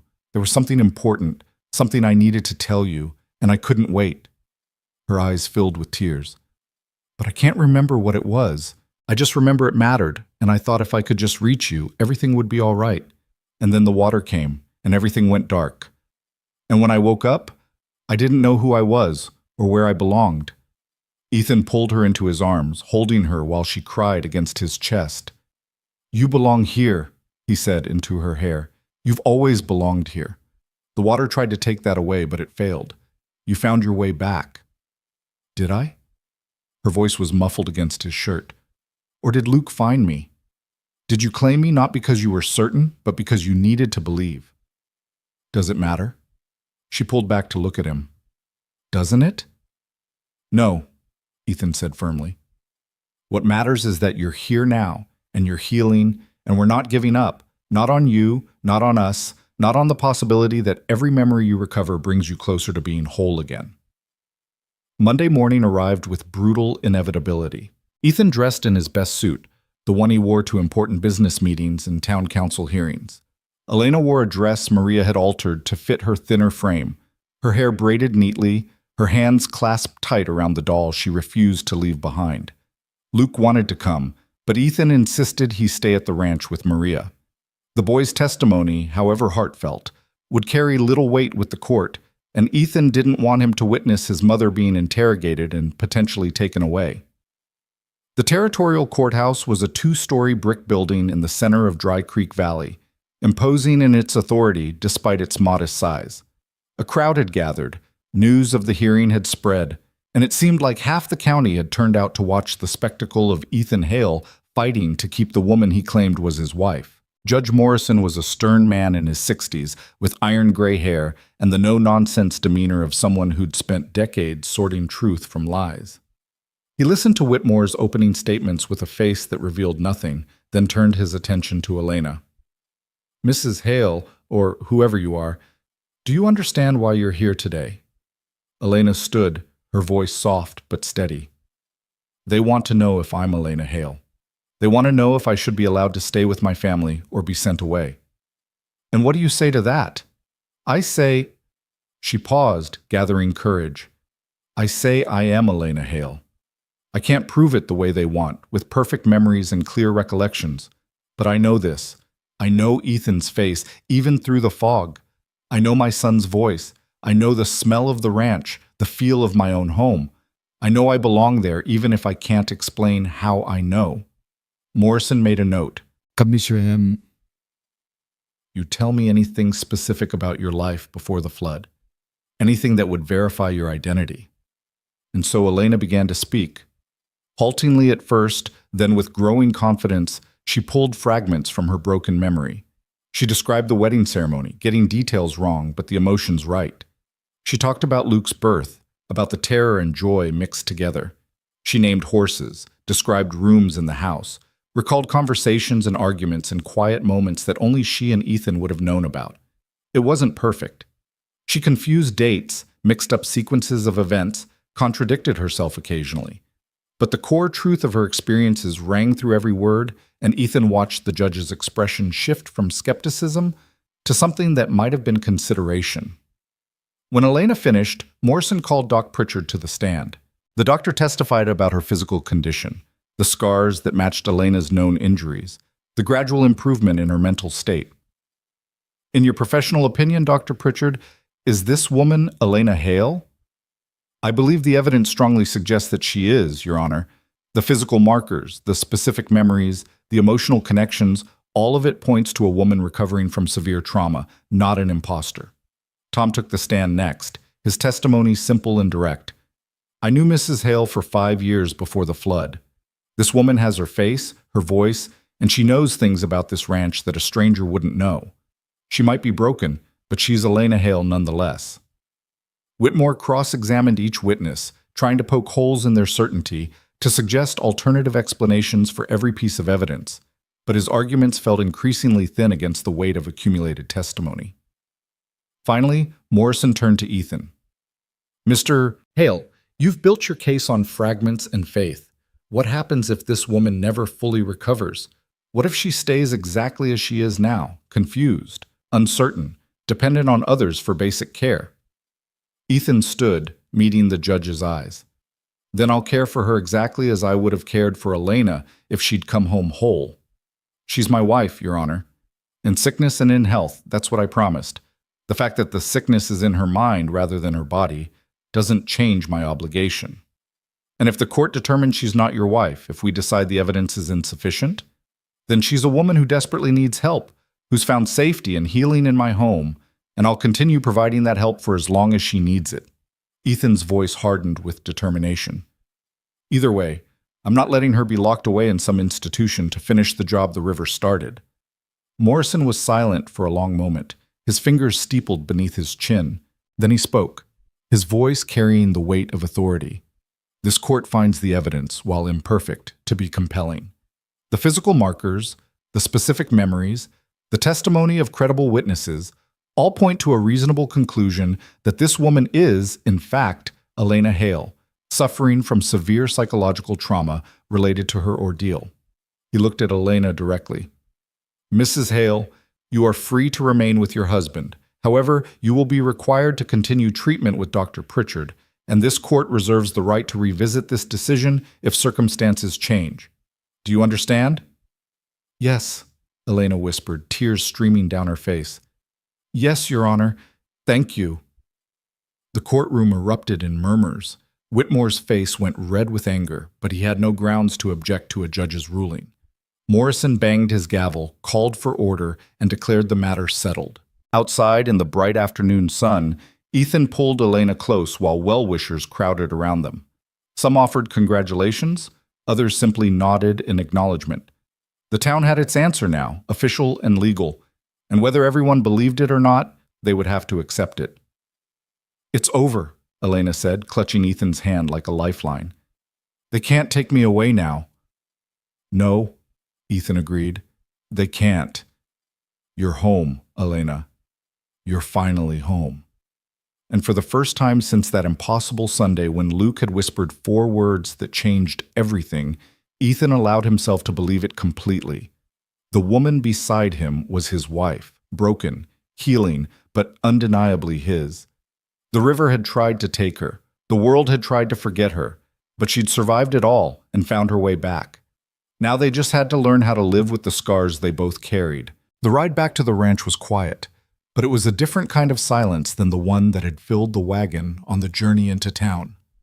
Elena sat beside Ethan on the driver's seat, her hand resting lightly on his arm, and though she said nothing, he could feel the tension slowly draining from her body with each mile that put distance between them and the courthouse.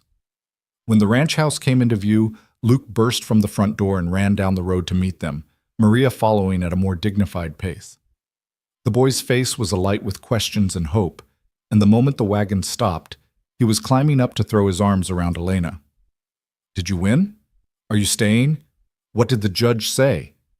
Elena pulled him close, burying her face in his hair. I'm staying, she whispered. I'm staying, Luke, I promise. The boy's shoulders shook with silent sobs, and Ethan had to look away, his own emotions too close to the surface. Maria crossed herself and murmured something in Spanish that sounded like a prayer of gratitude, then shooed them all toward the house. Come, come. I made your favorite stew, senora.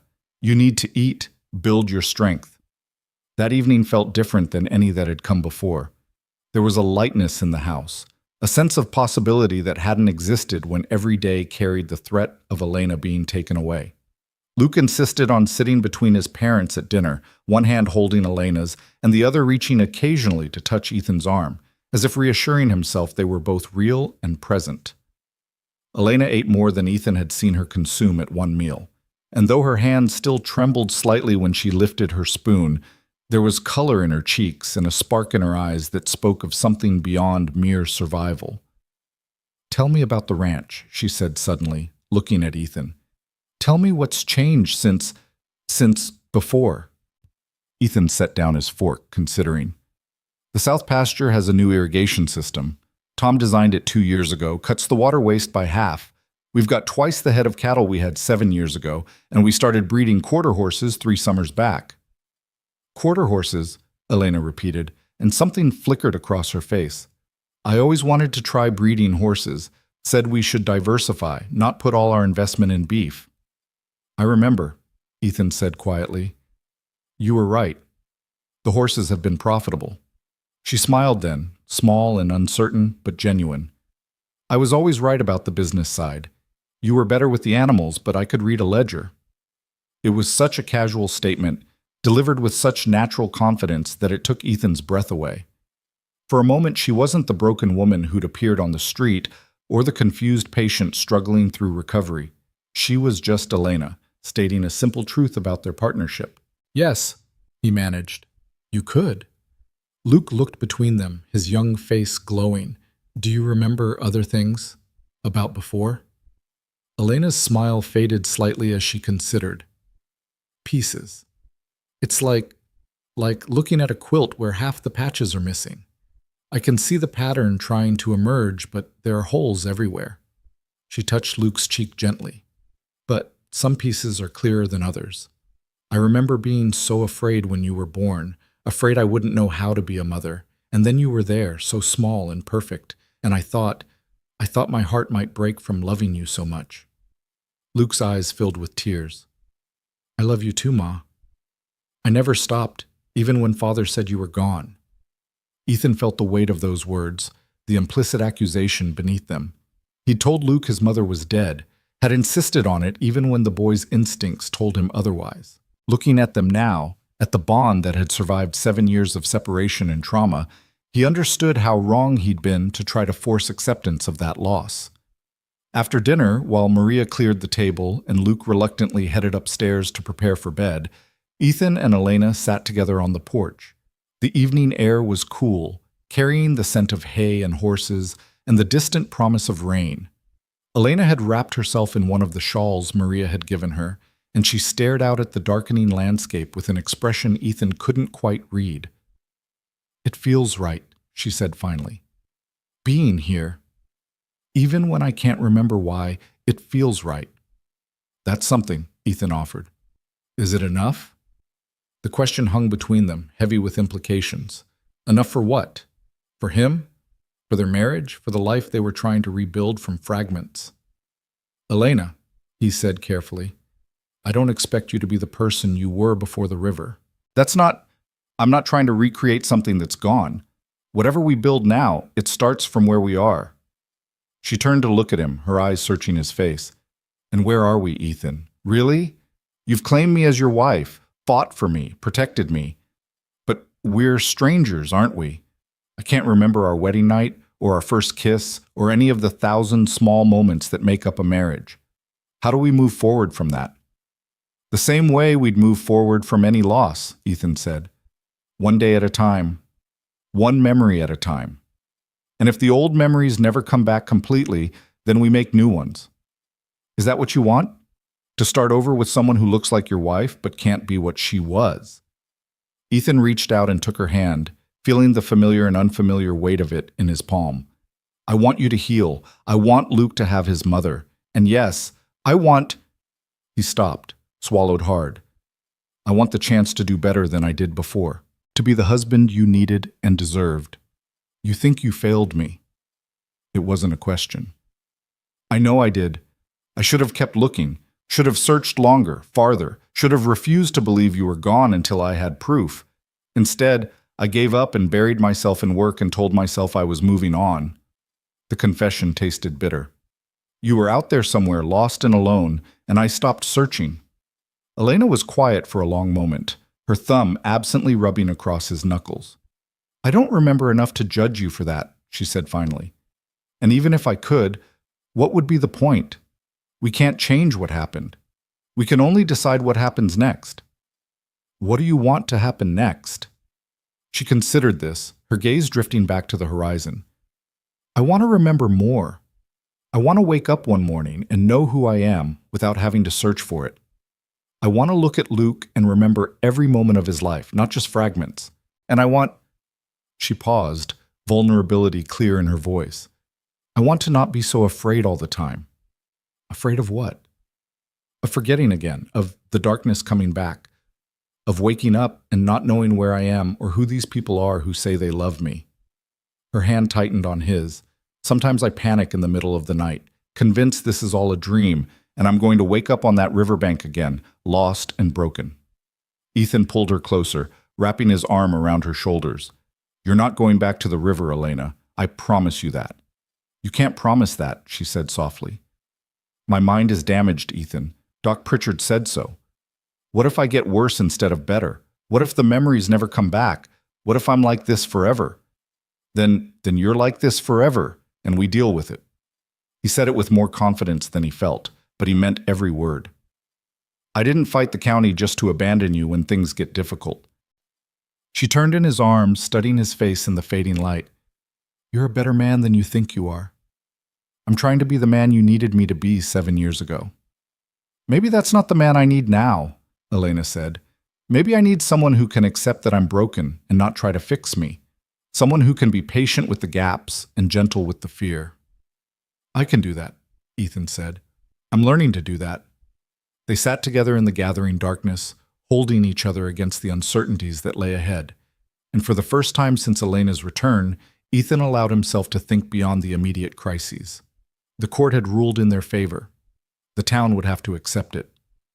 Now came the harder work, learning to live together, to navigate the strange territory of a marriage rebuilt from ruins. The first storm came 3 nights later. Ethan woke to screaming, raw, terrified screams that tore through the quiet house like gunfire. He was out of bed and running before he was fully conscious, his heart hammering in his chest. Elena's room, she still slept in the guest room, neither of them ready to navigate the intimacy of sharing a bed, was chaos. She'd torn the blankets off, knocked over the bedside table, and was pressed into the corner, her eyes wide and unseeing with panic. "The water!" she was screaming. "The water won't stop. It's everywhere. I can't breathe." Maria appeared in the doorway, her nightgown hastily wrapped, and Luke was right behind her, his face white with fear. "Luke, stay back," Ethan ordered, then approached Elena slowly, hands raised. "Elena, it's all right. You're safe. There's no water." But she couldn't hear him.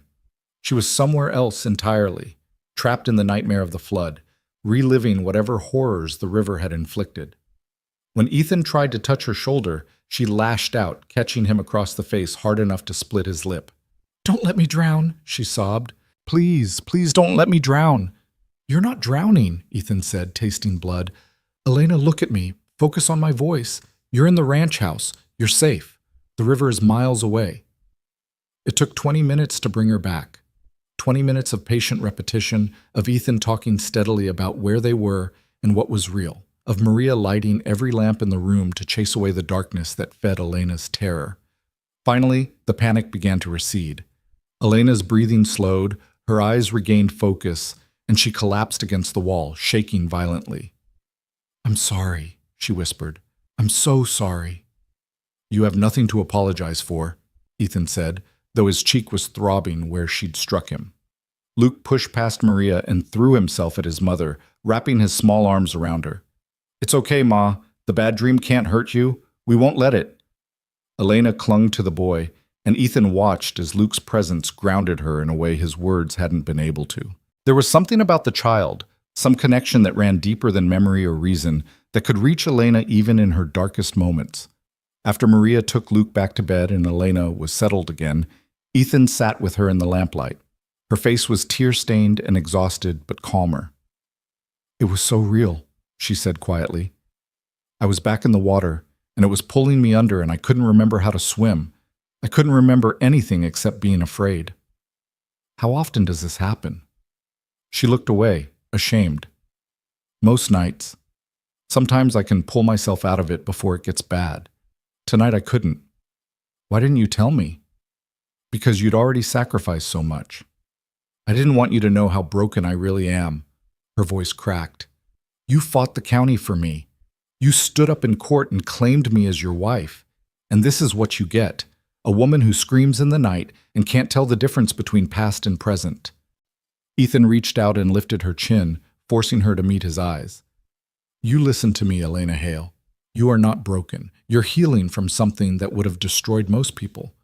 The fact that you're here, that you survived, that you're fighting your way back, that's not weakness. That's strength I can't even comprehend." "It doesn't feel like strength." "I know, but it is." He gentled his voice. "And you don't have to fight alone. If you have nightmares every night for the rest of your life, then we'll deal with nightmares every night. That's what marriage means." "We barely have a marriage," Elena pointed out. "We have a legal ruling and shared history neither of us can properly access." "Then we'll build one," Ethan said firmly. "From here, from now. No more pretending that what we had before is what we'll have again. We start fresh, Elena. We learn each other again, take it slow, and see what emerges."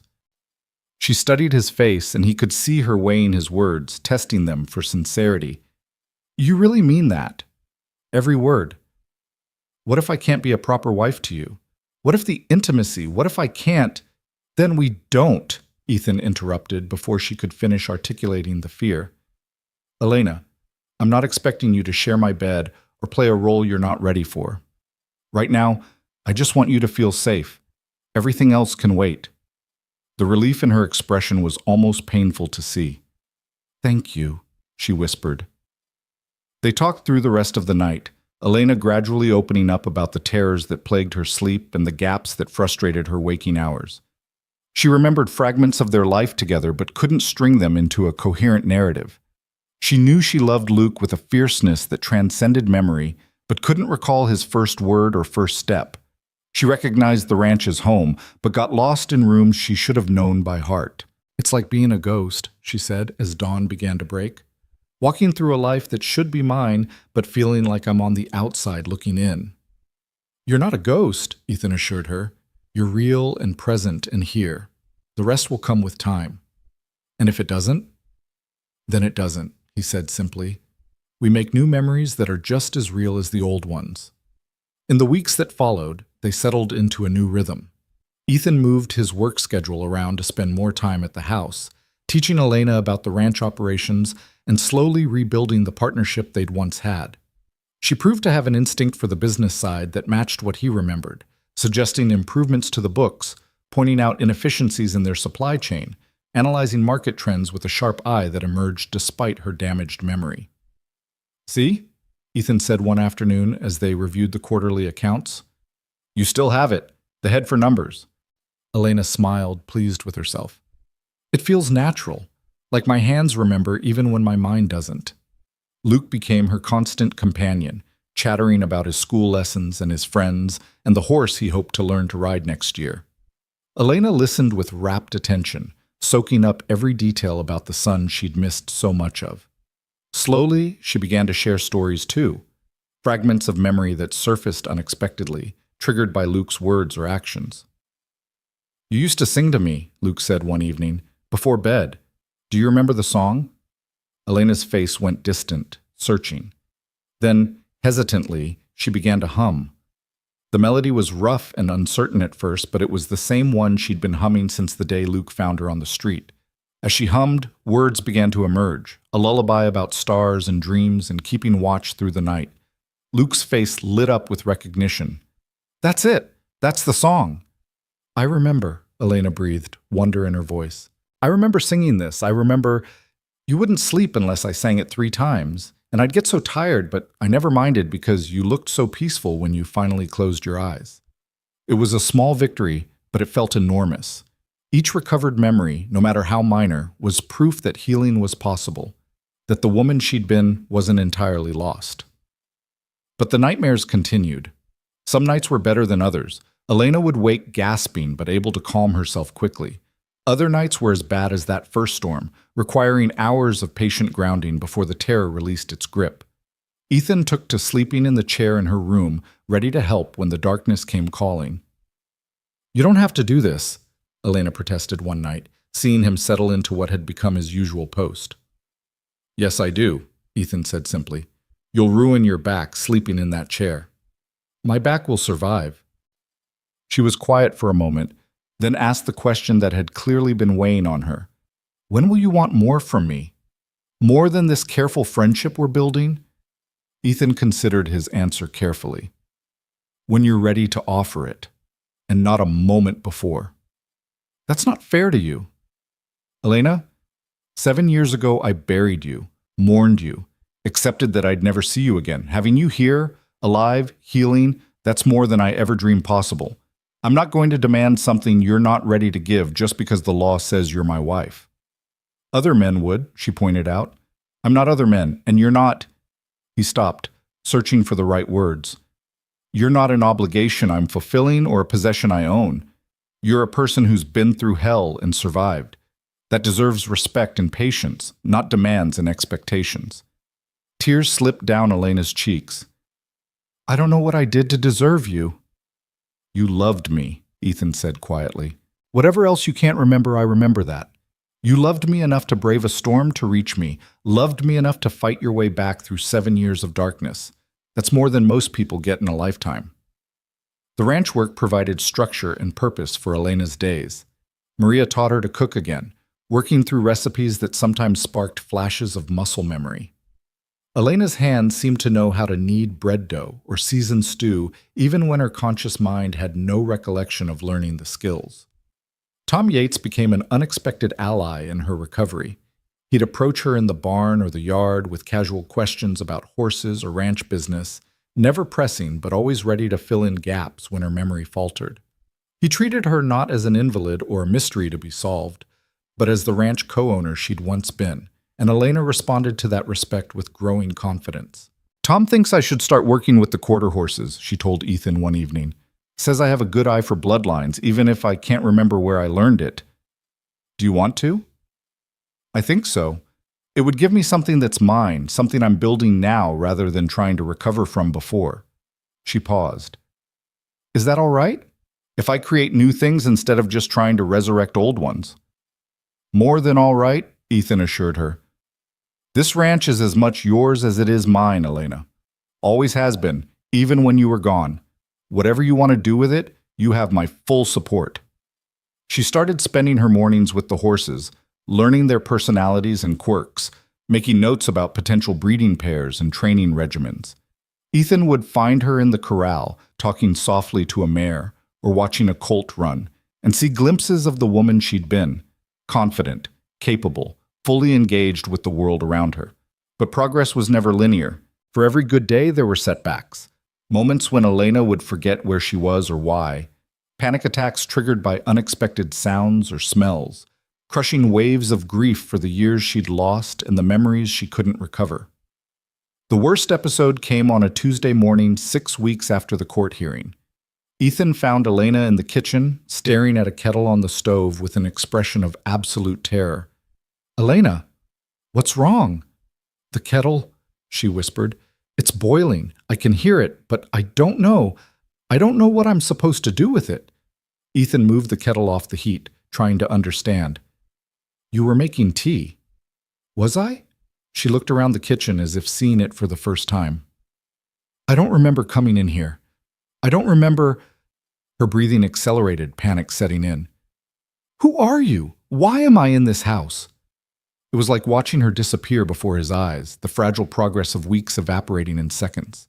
Ethan kept his voice calm despite the fear clutching his chest. I'm Ethan, your husband. You're in our ranch house. You live here.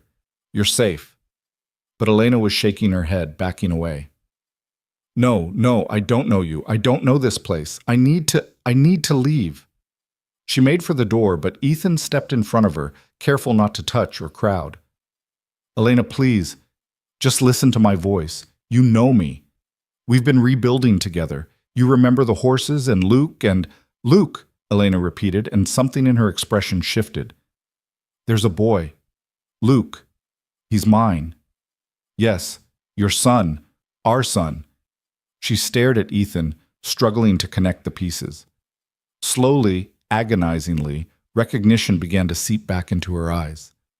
Ethan. Yes, I'm here. You're home. Elena crumpled, and he caught her before she hit the floor, holding her while she sobbed against his chest. I forgot, she cried. I forgot everything for a moment. It was all just gone, and I was so scared. It came back, though, Ethan said, stroking her hair. The memories came back. That's what matters. What if next time they don't? What if I forget and it's permanent? It was a fear Ethan shared but couldn't voice. Instead, he held her tighter and made promises he wasn't certain he could keep. We'll handle it. Whatever happens, we'll handle it together. Doc Pritchard, when consulted about the episode, was cautiously reassuring. The brain is still healing.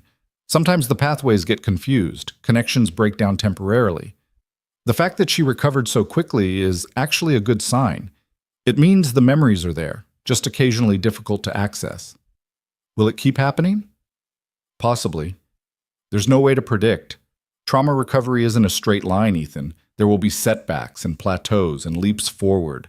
All you can do is provide stability and patience. Stability and patience.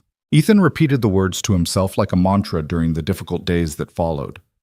Elena's confidence had been shaken by the episode, making her hesitant to do things alone or venture far from the house. But slowly, with encouragement from Ethan and Maria and Luke, she began to regain her footing. 3 months after the court hearing, on a cool autumn morning, Elena asked Ethan if they could ride out to the river. Are you sure? He asked, concerned. That might be difficult for you. I need to see it, she said. I need to face what happened instead of just being afraid of fragments and nightmares. Maybe if I see it in daylight, with you beside me, it won't have so much power. They rode out together, taking it slow, following the path Elena must have walked that terrible night 7 years ago. When they reached the riverbank, calm now, deceptively peaceful in the morning light, Elena dismounted and stood staring at the water. I can't remember it clearly, she said. Just impressions. Cold, dark, the current pulling me under, fighting to breathe, and then nothing for such a long time. Ethan stood beside her, close enough to offer support, but giving her space to process. You don't have to remember it all. Sometimes it's better to let the details stay buried. But they're not buried, are they? They're there, shaping my nightmares, controlling my fears. I just can't see them clearly enough to fight them. She knelt down and touched the water, her hand trembling. The river took everything from me. My life, my memories, my time with my son. I should hate it. Do you? Elena was quiet for a long moment, her fingers trailing through the current. No, she said finally. I'm afraid of it, but I don't hate it. It was just water doing what water does. I was the one foolish enough to try to cross it in a storm. You weren't foolish, you were trying to reach me. I know, you told me that, but I still can't remember why it was so urgent. She stood, wiping her wet hand on her skirt. Maybe I never will. Maybe some things are just lost forever. They stood together on the riverbank, and Ethan found himself thinking about all the things that had been lost, years, memories, the easy certainty of their early marriage. But they'd gained things too, a deeper understanding of fragility and strength, an appreciation for each moment they had together, a determination to build something new rather than just mourn what was gone. I love you, Elena said suddenly, her eyes still on the water. I don't remember falling in love with you. I don't remember our wedding or our honeymoon or probably 1,000 other moments that mattered. But I know I love you now. Is that enough? Ethan's throat tightened with emotion. It's more than enough. She turned to face him, and her expression was vulnerable but determined. Then maybe we could try. Not to recreate what we had, but to build something new. To be husband and wife again, in whatever way that looks like for us now. Elena, you don't have to. I know I don't have to. I want to. She took his hand. I want to stop being afraid of my own life. I want to be more than just a woman recovering from trauma. I want to be your partner again, in all the ways that means. Ethan pulled her close, holding her against his heart. We'll take it slow as you need. I know, she said, but I'm ready to try. And standing there by the river that had taken so much but failed to take everything, Ethan and Elena began the slow work of rebuilding not just her memory, but their marriage, their partnership, their life together. It wouldn't be easy. There would be more nightmares, more setbacks, more moments of fear and confusion. But there would also be progress, healing, and the quiet joy of discovering each other again. The river had tried to destroy them. Instead, it had simply changed them, forging something stronger from the broken pieces. And that, Ethan thought, was its own kind of miracle. The winter came early that year, bringing with it the kind of cold that settled deep into bones and made the ranch hands huddle closer to the bunkhouse stove. Elena stood at the kitchen window watching snow fall in thick, lazy flakes, and for the first time since her return, the sight didn't trigger panic or confusion. It was just snow, beautiful and peaceful, blanketing the world in quiet white. Ma, come look! Luke's voice rang out from the parlor, excited and urgent in the way only an 8-year-old could manage. I finished the drawing! Elena turned from the window, a smile touching her lips. The smile came more easily now, 6 months after the court hearing, 6 months of slow and painful progress that had gradually transformed her from a frightened, broken woman into someone who was learning to inhabit her own life again. She found Luke sprawled on the floor, papers scattered around him, holding up a carefully rendered sketch of the ranch house. The perspective was slightly off and the proportions weren't quite right, but the love in every line was unmistakable. It's beautiful, Elena said, kneeling beside him. You've been practicing. Mr. Henderson at the general store gave me new pencils, the good kind from back east. Luke's face glowed with pride. I want to draw everything, Ma, the whole ranch, every building, and every horse, so we'll always remember it exactly as it is. The casual mention of memory, something he'd been so careful to avoid in the early months, showed how far they'd all come. Luke no longer tiptoed around his mother's damaged recollection, no longer feared that mentioning the past would shatter her fragile present. He'd learned that she was stronger than she looked, that setbacks were part of the journey, not the end of it. That's a wonderful project, Elena said, ruffling his hair. Can I help? You could tell me stories about the ranch from before, from when you... He paused, then pushed forward. From before the river. Things I was too little to remember. It was a test, gentle but deliberate. Luke had started doing this lately, asking questions that required Elena to reach into the murky depths of her damaged memory and pull out specific details. Sometimes she could, sometimes she couldn't, but he'd learned to accept both outcomes with equal grace. Elena settled onto the floor beside her son, thinking. Before the river, she said slowly, your father and I used to sit on the porch every evening after the work was done. We'd watch the sun set and plan improvements to the ranch. He'd talk about expanding the herds, and I'd argue that we needed better infrastructure first. Did you fight a lot? Luke asked, sketching as she talked. Not fight exactly, more like passionate discussions. A memory surfaced, clearer than most. Once we argued for 2 hours about whether to invest in new breeding stock or repair the north barn. I won that argument. The barn got fixed, and 3 months later a storm would have destroyed it if we hadn't reinforced the roof. Father says you were always right about the practical stuff. Not always, Elena corrected, but often enough that he learned to listen. She told him more stories as the afternoon wore on, some pulled from genuine memory, others reconstructed from things Ethan had told her and details she'd pieced together. The line between remembered and learned had blurred over the months, and Elena had made peace with that. It didn't matter if a memory was original or rebuilt. What mattered was the truth of the experience, the emotional reality beneath the facts. When Ethan came in from the cold several hours later, stamping snow from his boots, he found them still there, surrounded by drawings and lost in conversation. Something in his expression softened when he saw them, a look Elena had learned to recognize. It was relief mixed with wonder, the constant surprise that she was here, that they were a family again, however imperfectly. "Storm's getting worse," Ethan said, crossing to warm his hands by the fire. "Tom's got the hands securing the stock. We might be snowed in for a few days." "Good," Elena said, rising from the floor. "Then you'll have no excuse to avoid that desk work you've been putting off." Ethan grimaced. "I was hoping you'd forgotten about the ledgers." "I never forget the ledgers," Elena replied, and there was a teasing quality to her voice that still surprised her when she heard it. This lightness, this ability to joke and banter, it had returned gradually over the months, emerging like spring flowers through melting snow. That evening, after Luke had been coaxed into bed and Maria had retired to her own quarters, Elena and Ethan sat together in the study.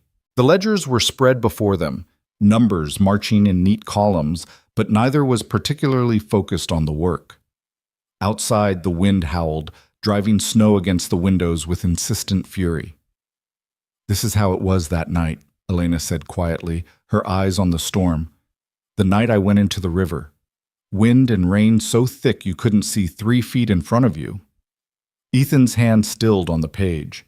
They didn't talk about that night often. The memories were too painful, too fraught with guilt and loss. But lately, Elena had started bringing it up more frequently, as if by examining it in the light, she could rob it of its power to haunt her dreams. "I've been remembering more," she continued. "Little pieces, but they're clearer than before. I remember being in the house, watching the storm, feeling agitated, anxious about something." "Do you remember what?"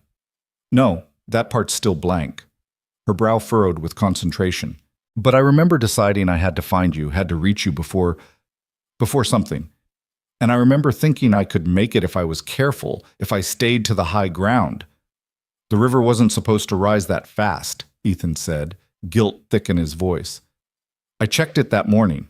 The water was high but not dangerous. But storms in the mountains can change everything in minutes. You taught me that." Elena turned to look at him. "It wasn't your fault, Ethan. It wasn't anyone's fault. It was just bad timing and worse luck. If I'd been at the house instead of the north pasture, then maybe we both would have drowned trying to cross, or maybe nothing would have changed. You can't build a life on what-ifs." She said it with the certainty of someone who'd learned the lesson through painful experience. "I did that for months after I started remembering, tortured myself with all the ways it could have been different. It doesn't help. It doesn't change anything." Ethan reached for her hand, lacing their fingers together. The gesture had become natural over the months, this casual intimacy that spoke of comfort and trust. They'd been rebuilding their physical relationship as carefully as they'd rebuilt everything else. Slowly, with constant communication, respecting Elena's boundaries while gradually expanding them. "You're right," he said. "I know you're right. But sometimes the guilt—" "I know," Elena interrupted softly. "I carry my own guilt. For not being stronger. For not fighting harder to find my way back. For all the years Luke grew up without his mother. But Doc Pritchard says guilt is just another kind of weight we choose to carry. And we can choose to put it down." "Is that what you've done? Put it down?" Elena considered this. "I'm trying. Some days are easier than others, but yes, I'm trying to focus on what we have now rather than what we lost then." The fire crackled in the silence that followed, and outside the storm continued its assault on the ranch. But inside, in the circle of lamplight and warmth, there was peace. It was a hard-won peace, built on months of therapy with Doc Pritchard, countless difficult conversations, and the slow rebuilding of trust and intimacy.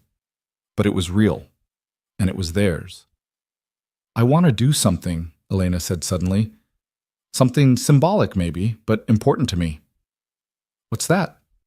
She stood, crossing to the desk drawer where she'd stored the cloth doll that had been her constant companion in the dark months of her brokenness. She held it now, looking at its worn fabric and faded features with something like tenderness. "This doll was all I had when I had nothing else. I don't even know where I got it, whether I made it or found it, or someone gave it to me during those lost years, but it kept me anchored when I couldn't remember my own name. She turned the doll over in her hands.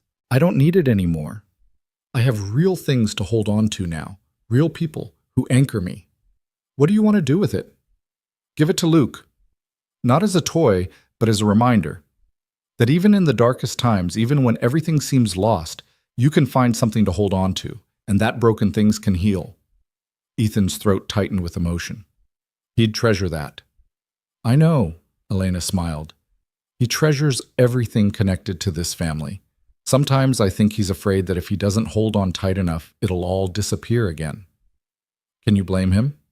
No, I feel the same way sometimes. She set the doll down gently. But we're teaching him, and ourselves, that healing isn't about holding on so tight nothing can escape. It's about building something strong enough to weather the storms. The conversation drifted to other topics: ranch business, Luke's education, plans for the spring planting. But the intimacy remained, this comfortable partnership that had slowly re-emerged between them. They were finding their rhythm again, learning how to be husband and wife in this new configuration, and while it wasn't the same as before, it was good in its own right. When they finally climbed the stairs to bed, still in separate rooms, but that boundary had become more about practical sleep than emotional distance, Elena paused outside Ethan's door. Thank you, she said quietly. For what? For not giving up. For fighting the county, for sitting with me through the nightmares, for being patient when I couldn't remember our anniversary or the name of our first horse or what I'd said to you the morning before the flood, for loving me even when I couldn't fully love you back. Elena, let me finish. She stepped closer. I know I'm not the wife you married. That woman is gone, or at least so changed that she might as well be someone new. But you've loved me anyway, this broken, rebuilding version of me. That's a gift I can never fully repay. Ethan cupped her face in his hands, his thumbs brushing across her cheekbones.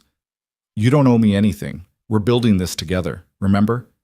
Both of us changed by what happened, both of us learning who we are now. She leaned into his touch, then rose on her toes to kiss him. It was soft and sweet and filled with promise. Not the passionate fire of new love, but something deeper and more enduring. When she pulled back, her eyes were bright. I'm ready, she said. To stop sleeping in separate rooms. To be your wife in all the ways that means, if you still want that. Ethan's voice broke. Elena, I've wanted that since the moment you said you'd try, but I didn't want to rush you. I know. That's why I love you. She took his hand. I'm not saying it'll be perfect. I might have nightmares, might panic, might need to stop and breathe through the fear, but I'm ready to try. With you. Tonight. What happened next was tender and careful and occasionally awkward, as reconnecting after so much loss always is. But it was also healing, this reclaiming of intimacy, this physical manifestation of all the emotional rebuilding they'd been doing. And when Elena finally fell asleep in Ethan's arms, for the first time in 7 years sharing his bed, she slept through the night without nightmares. The winter storm lasted 3 days, and when it finally cleared, the ranch was transformed.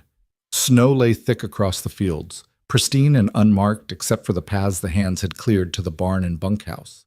Ethan stood on the porch with his morning coffee, watching Luke and Elena build a snowman in the yard, their laughter carrying clear in the cold air. Maria joined him, her own coffee steaming in the frigid morning. She is better, yes? The housekeeper said, not quite a question. Yes, Ethan agreed. Much better. Still, she has the hard moments. I hear her sometimes, in the night, crying. The crying's different now, Ethan said. Not panic or terror, but grief. She's finally letting herself mourn all the years she lost. Doc Pritchard says that's healthy, necessary even. Maria nodded wisely. Grief must come out, or it poisons from inside. Senora Elena, she is strong. She will heal all the way, I think. I hope so. They watched in comfortable silence as Elena showed Luke how to pack snow properly for the snowman's middle section, a skill she'd somehow retained despite losing so many others. The boy followed her instructions carefully, his young face serious with concentration. "You are happy, senor?" Maria asked. "Truly happy?" Ethan considered the question. Was he happy? The words seemed too simple for the complex mix of emotions he carried. Relief and joy tangled with lingering guilt and fear, love mixed with uncertainty about what tomorrow might bring. But underneath it all, yes, there was happiness. The bone-deep contentment of having his family restored, however imperfectly. "Yes," he said finally. "Truly happy." Maria smiled and patted his arm, then headed back inside to start breakfast. Ethan remained on the porch, watching his wife and son play in the snow, and let himself feel the full weight of gratitude for this second chance. The town's full acceptance came gradually, in small gestures and quiet acknowledgments. Sarah Henderson from the general store started setting aside fabric she thought Elena might like, the way she used to before the flood. Reverend Thomas stopped by to invite the family to Sunday service, treating Elena with the casual familiarity of an old acquaintance rather than the careful distance of someone dealing with an invalid. Even Samuel Pierce, who'd been so skeptical during the court proceedings, eventually unbent enough to tip his hat when they passed on the street. But the real test came when Elena decided she wanted to accompany Ethan into town for the monthly Cattlemen's Association meeting. It was the first time she'd volunteered to be in a public setting since the court hearing, and Ethan could see the nervousness in the set of her shoulders as they drove the wagon into Dry Creek Valley. "You don't have to do this," he said quietly. "If it's too much—" "It's not too much," Elena interrupted. "I'm tired of hiding at the ranch like I'm ashamed of what happened to me. I'm Elena Hale. I own half that ranch. I have every right to attend these meetings." The meeting was held in the back room of the Lucky Dollar Saloon, and when Elena walked in at Ethan's side, conversation stuttered to a halt. Every rancher in the room turned to stare, their expressions ranging from curiosity to discomfort to outright shock. Elena held her head high, met their gazes directly, and waited. It was Tom Yates who broke the tension. "Mrs. Hale," he said, standing and pulling out a chair. "Good to have you here. We could use your head for figures when we start talking about the spring cattle prices." His casual acceptance, his refusal to treat her as anything other than the competent ranch partner she'd once been, set the tone. The other ranchers slowly relaxed, returning to their seats, and if their greetings were more reserved than they might have been, they were at least polite. The meeting proceeded, and Elena listened carefully to the discussions about market trends and transportation costs and the new railroad spur being planned through the territory. When the conversation turned to a complicated pricing structure one of the ranchers was proposing, she spoke up for the first time. "That won't work," she said clearly. "You're not accounting for the seasonal variation in demand. By the time your cattle reach market in October, prices will have dropped at least 15% from the spring peak. You'd be better off contracting forward at a fixed price now, even if it means accepting slightly less than optimal returns." The rancher who'd made the proposal stared at her, then looked down at his figures. Slowly, his expression shifted from skepticism to reluctant agreement. "She's right," he admitted. "I hadn't considered the timing." The rest of the meeting took on a different character after that. The ranchers started directing questions to Elena, asking her opinion on various proposals, treating her as the knowledgeable partner she was, rather than the broken invalid they'd expected. And Elena rose to the challenge, her mind sharp and clear despite the gaps in her memory, proving that whatever the river had taken from her, it hadn't taken her intelligence or her business acumen. When they left the saloon 2 hours later, Elena's eyes were bright with triumph. "Did you see their faces?" she asked as they climbed into the wagon. "When they realized I actually knew what I was talking about?" "I saw," Ethan said, pride evident in his voice. "You were magnificent." "I was terrified," Elena admitted, "but I did it anyway, and it felt like reclaiming a piece of myself." The drive home was quiet, both of them processing what had happened. Elena had proven herself to the town, had shown them she was more than just a victim of tragedy or a woman with a damaged mind. She was Elena Hale, ranch owner and businesswoman, and she demanded to be treated as such. Spring came late but dramatic, transforming the snow-covered landscape into a riot of green almost overnight. Elena worked with the quarter horses, implementing the breeding program she'd designed over the winter months. Her instinct for bloodlines proved as sharp as Tom had predicted, and the foals that arrived in May were strong and well-formed, promising excellent returns in the years to come. Luke turned 9 in April, and Elena threw him a party, the first real celebration the ranch had seen in years. She invited his school friends and their families, baked a cake that only burned slightly on one side, and decorated the house with such enthusiasm that Maria had to gently suggest perhaps fewer ribbons would be more elegant. The party was chaotic and loud and perfect, and Luke's face glowed with happiness as he blew out his candles and made a wish he refused to share. Later, after the guests had left and Luke had gone to bed, Elena and Ethan sat on the porch watching the stars emerge. The evening was warm, carrying the scent of new grass and apple blossoms from the small orchard Elena had started tending.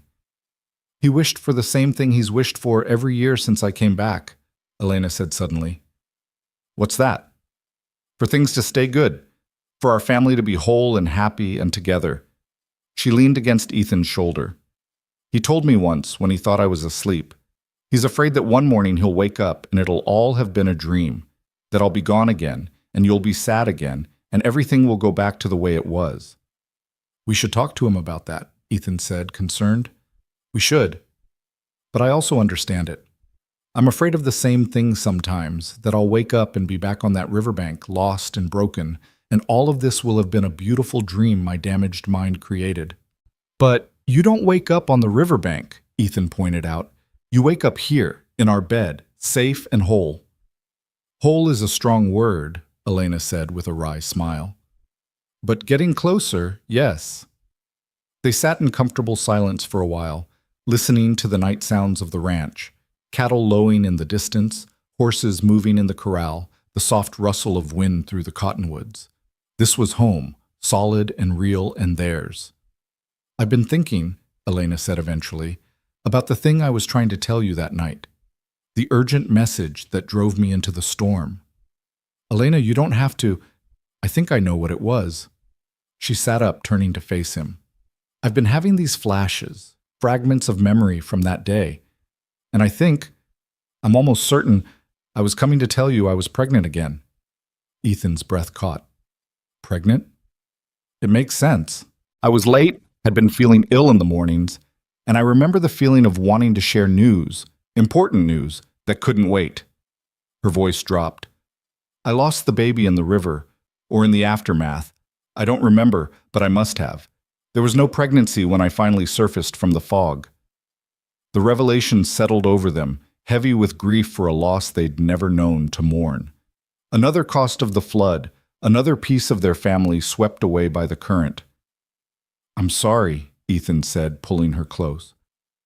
"I'm so sorry, Elena." "I know, me too."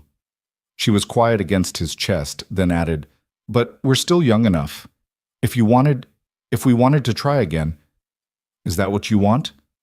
Elena pulled back to look at him, her expression thoughtful. "I think so. Not right now, not until I'm stronger and more stable. But someday, yes. I'd like to give Luke a sibling, to create something new rather than just trying to recover what was lost." "Then someday," Ethan agreed, "when you're ready, when we're ready." The summer brought its own rhythms and challenges. The quarter horse breeding program proved even more successful than anticipated, with several ranchers from neighboring counties making inquiries about future foals. Elena handled the business side with growing confidence, negotiating contracts and managing accounts with the same skill she'd once brought to the cattle operation. Her nightmares had diminished to occasional occurrences rather than nightly terrors, and when they did strike, she'd learned techniques to ground herself quickly. Doc Pritchard continued his monthly visits, monitoring her progress and offering strategies for managing the remaining gaps in her memory. "You've made remarkable progress," he told her during a July examination. "The brain is an amazing organ. It's been rebuilding pathways, creating new connections to route around the damaged areas. You'll probably never recover all the memories you lost, but you've adapted in ways that allow you to function fully despite those gaps." "So I'm healed?" Elena asked. Pritchard smiled. "You're healing. That's not quite the same thing, but it's more realistic. Trauma of this magnitude doesn't have a finish line where you can say, done, completely recovered. It's more like you learn to live with the scars. They become part of who you are, rather than the defining feature of your existence. It was wisdom Elena had already learned through lived experience, but hearing it validated by a medical professional gave her a sense of peace. She wasn't broken anymore. She was scarred, yes, but scars were proof of survival, evidence of battles fought and won. As autumn approached and the ranch prepared for the fall roundup, Elena made a decision. She called a family meeting, her, Ethan, and Luke, and laid out her proposal. "I want to ride into town," she said. "All three of us, together, on Sunday. I want to attend church service and then walk down Main Street and be seen, not as the broken woman who was rescued, but as a family. As the Hales." Luke's face lit up immediately. "Like we used to, before?" "Like we should now," Elena corrected gently. "Not trying to recreate the past, but building our present. Showing the town that we're not hiding or ashamed, that we've survived and healed and we're here to stay." Ethan studied her face, looking for any sign of doubt or fear. "Are you certain? It'll draw attention." "I'm counting on it," Elena said firmly. "It's time, Ethan. Time to stop living in the shadow of what happened and step fully into who we are now." The following Sunday dawned clear and bright, the kind of perfect autumn day that made the whole territory glow gold and crimson. Elena dressed in her best dress, one Maria had helped her make, fitted to her current frame rather than altered from clothes that had belonged to her former self. Luke wore his church suit with the careful pride of a boy who understood the significance of the occasion. And Ethan put on the same suit he'd worn to the court hearing, as if armor against whatever judgment they might face. They rode into Dry Creek Valley in the full light of morning, arriving at the church just as services were about to begin. Every head turned when they entered, and the sanctuary fell silent except for the organ music that faltered for a moment before resuming. Elena walked down the aisle with her head high, Luke's hand in hers, and Ethan at her other side. They took their seats in the third pew, where the Hales had always sat, back when Elena was a regular presence at Sunday services, and waited for the service to begin. Reverend Thomas recovered his composure quickly, offering them a warm smile from the pulpit before launching into his sermon. The congregation gradually returned their attention forward, though Elena could feel their awareness like a physical pressure. They were being watched, evaluated, judged, and she refused to care. The sermon was about second chances and redemption, about the possibility of restoration after loss. Elena wondered if the Reverend had chosen the topic deliberately, but decided it didn't matter. The message resonated regardless of the motivation. When the service ended and people began filing out, the Hales remained seated, letting the crowd thin rather than fighting through it. Finally, when only a few stragglers remained, they stood and made their way to the door where Reverend Thomas was greeting parishioners. "Mrs. Hale," he said, taking her hand warmly, "it's wonderful to see you here. We've missed you these many years." "Thank you, Reverend. It's good to be back." "And young Luke, how you've grown." Thomas shook the boy's hand solemnly. "Your mother tells me you're quite the artist now." Luke beamed. "I've been drawing the ranch, all of it. I'd be honored to see your work sometime." They talked for a few more minutes, the Reverend's easy acceptance setting a tone that others seemed willing to follow. Sarah Henderson approached next, her usually sharp features soft with genuine warmth. "Elena, I'm so glad you've come. I've been wanting to invite you to our quilting circle, but I wasn't sure if you'd remember how." Elena smiled. "I don't remember much from before, Mrs. Henderson, but Maria's been teaching me, and my hands seem to remember even when my mind doesn't. I'd love to join you." "Wonderful. We meet every Tuesday afternoon at my house. Please do come." One by one, the townspeople approached, some curious, some sympathetic, some simply accepting. Not everyone was warm. Elena caught the skeptical looks from Samuel Pierce and his circle, the whispered conversations that stopped when she drew near. But the hostility that had characterized the court proceedings was gone, replaced by something closer to wary acceptance. After the church crowd had dispersed, Elena insisted they walk down Main Street, the same street where Luke had first recognized her all those months ago. The Sunday shoppers and strollers parted for them, some calling greetings, others simply nodding acknowledgement. Elena walked with her husband on one side and her son on the other, and she felt something inside her that had been clenched tight for so long finally begin to relax. They stopped at Henderson's general store, where Elena picked out fabric for a new dress, and Luke got his long-delayed peppermint sticks. They visited the feed store to discuss the fall seed order. They even paused outside the old trading post where Elena had sat broken and lost what seemed like a lifetime ago. "That's where I found you," Luke said quietly, looking at the spot. "You were right there, humming and holding your doll." "I remember," Elena said. "Or at least, I remember being told about it. The actual memory is hazy." "Are you sad about that? Not remembering clearly?" Elena knelt down to her son's level, looking him in the eyes. "Sometimes. But mostly I'm just grateful for what came after. For you recognizing me even when I couldn't recognize myself. For your father fighting to keep me. For the chance to build a life with you both." Luke threw his arms around her neck, and Elena held him tight, not caring that people were watching, that they were the center of attention on a public street. Let them watch. Let them see that the Hale family had survived, had healed, had emerged from tragedy stronger and more united than before. When they finally returned to the wagon for the ride home, Elena felt lighter than she had in months, maybe years, if she counted the time she couldn't remember.